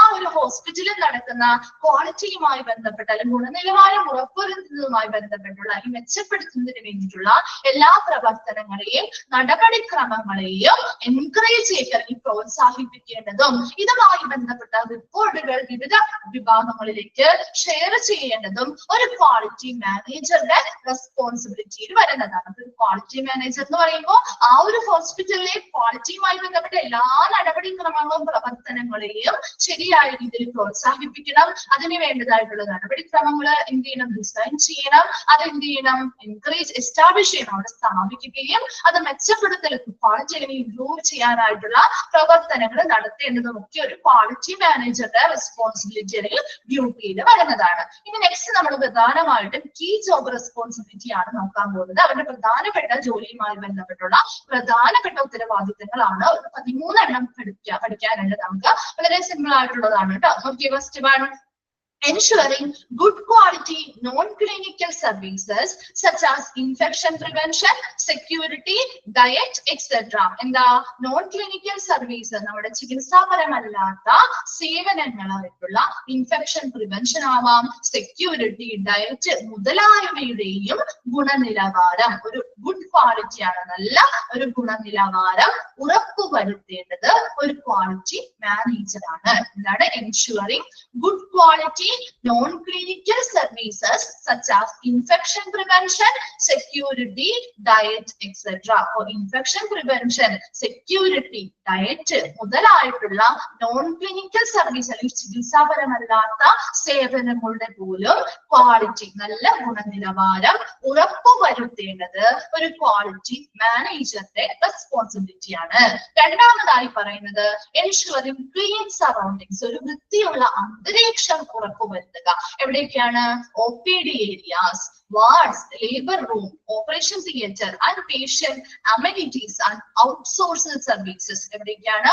OPD ഏരിയകളില്, വാർഡുകളില്, labour റൂമുകളില്, operation theatre, പേഷ്യൻസിന് കൊടുക്കുന്ന അമ്യൂണിറ്റീസ് എന്ന് പറയുന്ന ഫെസിലിറ്റി അല്ലെ, പേഷ്യൻസിന് കൊടുക്കുന്ന ഫെസിലിറ്റികളില്, ഔട്ട്സോഴ്സ്ഡ് സർവീസ്. ഏതൊക്കെയാ ഔട്ട്സോഴ്സ്ഡ് സർവീസ്? ഏതൊക്കെ ഔട്ട്സോഴ്സ്ഡ് സർവീസാ പഠിച്ചേ? ഏതൊക്കെയാണ് ഔട്ട്സോഴ്സ്ഡ് സർവീസ്? പഠിച്ചിട്ടുണ്ടോ ഏതെങ്കിലും ഒക്കെ ഔട്ട്സോഴ്സ്ഡ് സർവീസ്? പുറത്തെ ഏജൻസിയുമായി കൂടിച്ചേർന്ന് ചെയ്യുന്ന പ്രവർത്തനങ്ങള്, ലോണ്ടറി, ലാബ്, കേട്ടാ, അതുപോലെയുള്ള കാര്യങ്ങൾ കേട്ടോ. അപ്പൊ അങ്ങനെയുള്ള സേവനങ്ങളൊക്കെ പുറമത്തെ അല്ലെങ്കിൽ എക്സ്റ്റേണൽ ഏജൻസിയുമായി ചേർന്ന് നമ്മൾ ഒരുപാട് സേവനങ്ങൾ ഹോസ്പിറ്റലുകളിൽ നടത്തുന്നുണ്ട്. അപ്പൊ അങ്ങനെയുള്ള സേവനങ്ങൾ, അങ്ങനെയുള്ള എല്ലാ വിഭാഗങ്ങളിലെയും ഒരു ക്ലീൻ സറൗണ്ടിങ്, വൃത്തിയുള്ള ഒരു അന്തരീക്ഷം ഉറപ്പുവരുത്തി ഒരു ആരുടെ ജോബ് റെസ്പോൺസിബിലിറ്റി വരുന്നതാ? ഒരു ക്വാളിറ്റി മാനേജറുടെ ജോബ് റെസ്പോൺസിബിലിറ്റിയിൽ വരുന്നതാണ്. മൂന്നാമതായി പറയുന്നത് periodical evaluation of hospitals on quality check list and reach at A score for the facility. എന്താ? ഒരു പീരിയോഡിക്കൽ ഇവാലുവേഷൻ, ആനുകാലികമായിട്ടത് എന്ത് ചെയ്യുക? ഇവാലുവേഷൻ അല്ലെങ്കിൽ വിശകലനങ്ങൾ നടത്തുക. എന്താണ് അവിടെ വിലയിരുത്തൽ നടത്തേണ്ടത്? ഹോസ്പിറ്റൽസ് ഓൺ ക്വാളിറ്റി ചെക്ക് ലിസ്റ്റുകൾ ഉപയോഗിച്ച്, ഗുണനിലവാരത്തിന്റെ ചെക്ക് ലിസ്റ്റുകൾ ഉപയോഗിച്ച് അവിടെ കൃത്യമായ സ്റ്റാൻഡേർഡുകൾ പാലിക്കുന്നുണ്ടോ? അത് ആ ഒരു സ്കോർ ഫോർ ദ ഫെസിലിറ്റി, അവിടെ സ്റ്റാൻഡേർഡ് സ്കോറിലേക്ക് ആ ഒരു സേവനങ്ങൾ എത്തിച്ചേരുന്നുണ്ടോ എന്നുള്ള കാര്യങ്ങളൊക്കെ എന്ത് ചെയ്യണം? വിശകലനം ചെയ്യുക. അപ്പൊ എന്താണ് അവിടെ periodical evaluation of hospitals on quality check list? നമുക്കറിയാം എപ്പോഴും ക്വാളിറ്റി നിലനിർത്തണമെങ്കിൽ അവിടെ കൃത്യമായ പ്രൊസീജിയേഴ്സും സ്റ്റാൻഡേർഡ്സും ഒക്കെ പാലിക്കണം അല്ലെ. ആ ഒരു സ്റ്റാൻഡേർഡ്സിലേക്ക്, ആ ഒരു കൃത്യമായ ഗുണനിലവാരത്തിന്റെ ആ മികച്ച സ്റ്റാൻഡേർഡ് സ്കോറിലേക്ക് ഈ പറയുന്ന സൗകര്യങ്ങൾ എത്തിച്ചേരുന്നുണ്ടോ എന്നറിയാൻ വേണ്ടിയിട്ട് അവിടെ ക്വാളിറ്റി ചെക്ക് ലിസ്റ്റുകൾ ഉപയോഗിച്ച് കൃത്യമായ മാനദണ്ഡങ്ങളും അടിസ്ഥാനത്തില് അവിടെ ചെക്ക് ചെയ്ത് അവിടെ ഗുണനിലവാരം ആനുകാലികമായി വിലയിരുത്തലുകൾ നടത്തേണ്ടത് ഒരു ക്വാളിറ്റി മാനേജറുടെ റെസ്പോൺസിബിലിറ്റിയാണ്. ഈ നാലാമതായി പറയുന്നത് identification of gap, that is gap analysis, develop action plan under the supervision of in charge of the hospital and monitor complaints. എന്താണ് ഐഡന്റിഫിക്കേഷൻ ഓഫ് ഗ്യാപ്പ് എന്ന് പറഞ്ഞാൽ? എന്താണ് ഒരു ഗ്യാപ്പ് അനാലിസിസ്? പഠിച്ചോ നിങ്ങൾ? ഗ്യാപ്പ് അനാലിസിസ് പഠിച്ചോ? വേറെ ഏതെങ്കിലും ചാപ്റ്ററിൽ പഠിക്കുന്നുണ്ടോ ഐഡന്റിഫിക്കേഷൻ ഓഫ് ഗ്യാപ്പ് അല്ലെങ്കിൽ ഗ്യാപ്പ് അനാലിസിസ്? കേട്ടിട്ടില്ല? വേറെ എന്തെങ്കിലും കേട്ടിട്ടില്ല? ഇല്ല. ഓക്കെ. അപ്പൊ എന്താണ് ഗ്യാപ്പ് അനാലിസിസ് എന്ന് പറയുന്നത്? അതായത് ഇപ്പൊ ഹോസ്പിറ്റലിലെ നിലവിലെ പ്രകടനങ്ങൾ എങ്ങനെയാണ്, ഇനി പ്രതീക്ഷിക്കാവുന്ന പ്രകടനങ്ങൾ എങ്ങനെയാണ് എന്ന കാര്യങ്ങൾ തമ്മിൽ താരതമ്യം ചെയ്തിട്ട് ആവശ്യമായിട്ടുള്ള മെച്ചപ്പെടുത്തലുകൾ നടത്തുന്നതിന് വേണ്ടിയാണ് ഈ ഗ്യാപ്പ് അനാലിസിസ് അല്ലെങ്കിൽ ഐഡന്റിഫിക്കേഷൻ ഓഫ് ഗ്യാപ്പ് എന്നതുകൊണ്ട് ഉദ്ദേശിക്കുന്നത്. അപ്പൊ അവിടെ എന്താണ്? അവിടെ എന്തൊക്കെയാണോ പോരായ്മകൾ ഉള്ളത് അത് കണ്ടെത്തി അത് മെച്ചപ്പെടുത്താനുള്ള വഴികൾ എന്ത് ചെയ്യണം? നടപ്പിലാക്കണം അല്ലെ. അപ്പൊ അത് തന്നെയാണ് ഇവിടെയും ഐഡന്റിഫിക്കേഷൻ ഓഫ് ഗ്യാപ്പ്. അവിടെ എന്തൊക്കെയാണ് ന്യൂനതകൾ ഉള്ളത്, അപ്പൊ അതിനുവേണ്ടി നമ്മൾ എന്ത് ചെയ്യണം, ഗ്യാപ്പ് അനാലിസിസ് നടത്താണ്. അതായത് അവിടുത്തെ ഇപ്പൊ നടക്കുന്ന പ്രവർത്തനങ്ങളും ഇനി പ്രതീക്ഷിക്കാവുന്ന പ്രവർത്തനങ്ങൾ എന്തൊക്കെയാണ്, അവിടെ എന്തൊക്കെയാണ് കുറവുകളുള്ളത്, അതെല്ലാം തമ്മിൽ താരതമ്യം ചെയ്ത് അവിടെയുള്ള ന്യൂനതകളും കുറവുകളും മനസ്സിലാക്കി എന്തൊക്കെ മെച്ചപ്പെടുത്തലുകൾ നടത്തണോ അതിനാവശ്യമായിട്ടുള്ള പ്രവർത്തനങ്ങൾ അവിടെ കൊണ്ടുവരണം. എന്നാൽ മാത്രമല്ല അത് ന്യൂനതകൾ പരിഹരിക്കാൻ പറ്റുള്ളൂ. അപ്പൊ അതിനുവേണ്ടി ഇങ്ങനെയുള്ള ഗ്യാപ്പ് അനാലിസിസ് അല്ലെങ്കിൽ ഇങ്ങനെയുള്ള താരതമ്യങ്ങൾ ചെയ്തുകൊണ്ട് അവിടെ എന്തൊക്കെ കുറവുകളാണുള്ളത് അത് കണ്ടെത്തി മെച്ചപ്പെടുത്തൽ ആവശ്യമായിട്ടുള്ള കാര്യങ്ങൾ അവിടെ നടപ്പിലാക്കണം. അതാണ് പറയുന്നത്. അപ്പൊ അങ്ങനെയുള്ള ഇംപ്രൂവ്മെന്റ് അല്ലെങ്കിൽ മെച്ചപ്പെടുത്തൽ നടത്താൻ വേണ്ടിയിട്ടുള്ള ആക്ഷൻ പ്ലാനുകൾ തയ്യാറാക്കുകയും അതെന്ത് ചെയ്യണം, അവിടെ നടപ്പിലാക്കുകയും ചെയ്യണം. അതിനുവേണ്ടി ആരാണ് അത് ചെയ്യേണ്ടത്? Supervision of incharge of the hospital. ആ ഹോസ്പിറ്റലിലെ ഇൻചാർജ് ആയിട്ടുള്ളവരുടെ സൂപ്പർവിഷൻ നേതൃത്വത്തിൽ അല്ലെങ്കിൽ മേൽനോട്ടത്തില് ഈ പറയുന്ന മെച്ചപ്പെടുത്തലുള്ള ഹോസ്പിറ്റലിലുള്ള കുറവുകളും കാര്യങ്ങളും മനസ്സിലാക്കി അതിനനുസരിച്ചുള്ള മെച്ചപ്പെടുത്തലുകൾ നടത്താൻ വേണ്ടിയിട്ടുള്ള ആക്ഷൻ പ്ലാനുകൾ തയ്യാറാക്കേണ്ടതും അവിടെ നടപ്പിലാക്കേണ്ടതും ആ ഹോസ്പിറ്റലിലെ ഇൻചാർജ് ആയിട്ടുള്ളവരുടെ മേൽനോട്ടത്തിലായിരിക്കണം. And monitor compliance. ഇനി ഇത് നടപ്പിലാക്കി കഴിഞ്ഞാൽ മാത്രം പോരാ, ഇത് കൃത്യമായിട്ട് അവിടെ കംപ്ലൈൻസ് അല്ലെങ്കിൽ പാലിക്കപ്പെടുന്നുണ്ടോ എന്ന് നിരീക്ഷിക്കുകയും ചെയ്യണം. കിട്ടിയോ? ഒരു 4th പോയിന്റ് മനസ്സിലായോ? ഓക്കെ ആണോ? ഓക്കെ. ദെൻ 5th നോക്കിയേ. Facilitate conduct of meeting related to quality certification. Quality certification എന്താണ്? നമുക്കറിയാം NAB, JCA മുതലായ എന്താണ് സ്ഥാപനങ്ങളൊക്കെ നമുക്ക് ക്വാളിറ്റി സർട്ടിഫിക്കേഷൻ നൽകുന്ന സ്ഥാപനങ്ങളാണ് അല്ലെ. നമുക്ക് ആ ഒരു അക്രഡിറ്റേഷൻ അല്ലെങ്കിൽ ഗുണനിലവാരവുമായി ബന്ധപ്പെട്ട സർട്ടിഫിക്കേഷൻസ് അല്ലെങ്കിൽ അംഗീകാരങ്ങൾ നൽകുന്ന സ്ഥാപനങ്ങളാണ്. അപ്പൊ അങ്ങനെയുള്ള ക്വാളിറ്റി സർട്ടിഫിക്കേഷനുമായി ബന്ധപ്പെട്ടുള്ള മീറ്റിങ്ങുകൾ കണ്ടക്ട് ചെയ്യാനായിട്ടുള്ള സൗകര്യങ്ങൾ ചെയ്തു കൊടുക്കേണ്ടതും ഒരു ക്വാളിറ്റി മാനേജറുടെ റെസ്പോൺസിബിലിറ്റി വരുന്നതാണ്. 5 നമ്മൾ പറഞ്ഞു. ജസ്റ്റ് ആ ഒരു 5 കൂടി നോക്കാം. നോക്കിയേ. First, ensuring good quality. അതായത് നോൺ ക്ലിനിക്കൽ സർവീസുകളായിട്ടുള്ള ഇൻഫെക്ഷൻ പ്രിവെൻഷൻ ആവാം, സെക്യൂരിറ്റി, ഡയറ്റ് മുതലായവയിൽ കൂടിയും അവിടത്തെ ഒരു ഗുണനിലവാരം, മികച്ചൊരു ഗുണനിലവാരം, ഒരു ക്വാളിറ്റി ഉറപ്പുവരുത്തേണ്ടത് ഒരു ക്വാളിറ്റി മാനേജർ റെസ്പോൺസിബിലിറ്റി ആണ്. രണ്ടാമതായി പറഞ്ഞത് OPD area, ward, labour room, operation theatre, പേഷ്യൻസിന് കൊടുക്കുന്ന ഫെസിലിറ്റികൾ, ഔട്ട്സോഴ്സ് സർവീസ് മുതലായവയുടെ എല്ലാ വിഭാഗങ്ങളിലും ഒരു വൃത്തിയുള്ള അന്തരീക്ഷം ഉറപ്പുവരുത്തുക. മൂന്നാമതായി പറയുന്നത് ആ ഒരു ഹോസ്പിറ്റലിൽ കൃത്യമായ സ്റ്റാൻഡേർഡ്സും പാലിച്ചുകൊണ്ടാണോ അവിടെ ഗുണനിലവാരം ഉറപ്പുവരുത്തുന്നുണ്ടോ, ആ ഒരു കൃത്യമായ സ്റ്റാൻഡേർഡ്സ് കോഡിലേക്ക് അവിടുത്തെ ഫെസിലിറ്റികൾ എത്തിച്ചേരുന്നുണ്ടോ എന്ന് മനസ്സിലാക്കാനായിട്ട് ആനുകാലികമായിട്ട് അവിടെ പീരിയോഡിക്കലി അവിടെ വിലയിരുത്തൽ നടത്തണം അല്ലെ. എന്താണ്? ക്വാളിറ്റി ചെക്ക് ലിസ്റ്റുകൾ ഉപയോഗിച്ച് അവിടെ വിലയിരുത്തലുകൾ നടത്തുക. നാലാമതായി പറഞ്ഞത് ഐഡന്റിഫിക്കേഷൻ ഓഫ് ഗ്യാപ്പ് അല്ലെങ്കിൽ ഗ്യാപ്പ് അനാലിസിസ്. നിലവിലെ ആ ഹോസ്പിറ്റലുകളുടെ പ്രവർത്തനങ്ങൾ ഇനി പ്രതീക്ഷിക്കാവുന്ന പ്രവർത്തനങ്ങൾ തമ്മിൽ താരതമ്യം ചെയ്ത് അവിടുത്തെ ന്യൂനതകൾ പരിഹരിക്കാനുള്ള മെച്ചപ്പെടുത്തലുകൾ നടത്താനുള്ള ആക്ഷൻ പ്ലാനുകൾ അവിടെ ഹോസ്പിറ്റൽ ഇൻചാർജിലുള്ളവരുടെ നേതൃത്വത്തിൽ നടപ്പിലാക്കുകയും അത് കൃത്യമായിട്ട് അവിടെ പാലിക്കപ്പെടുന്നുണ്ടോ എന്ന് നിരീക്ഷിക്കുകയും ചെയ്യുക. അഞ്ചാമതായി പറഞ്ഞത് ക്വാളിറ്റി സർട്ടിഫിക്കേഷനുമായി ബന്ധപ്പെട്ടുള്ള മീറ്റിങ്ങുകൾ കണ്ടക്ട് ചെയ്യാനായിട്ടുള്ള സൗകര്യങ്ങൾ ചെയ്തു കൊടുക്കേണ്ടതും ഒരു ക്വാളിറ്റി മാനേജറുടെ റെസ്പോൺസിബിലിറ്റിയിൽ വരുന്നതാണ്. ഒരു 5 നമ്മൾ ഇന്ന് പറഞ്ഞിരിക്കുന്നത്. നെക്സ്റ്റ് നമുക്ക് അടുത്ത ക്ലാസ്സിൽ പറയാം കേട്ടോ. അപ്പൊ അത് ബാക്കിയുള്ള കാര്യങ്ങൾ കുറച്ചുള്ളൂ. ആ ഒരു കാര്യം കൂടി നമുക്ക് നെക്സ്റ്റ് ക്ലാസ്സിൽ കണ്ടിന്യൂ ചെയ്ത് തീർക്കാം. അത് കഴിഞ്ഞ് പുതിയൊരു ചാപ്റ്റർ തുടങ്ങും. ഹൗസ് കീപ്പിംഗ് ആണ് കേട്ടോ. അപ്പൊ അത് നോട്ട് ഒന്ന് കയ്യിൽ കരുതിയേക്കാം കേട്ടോ.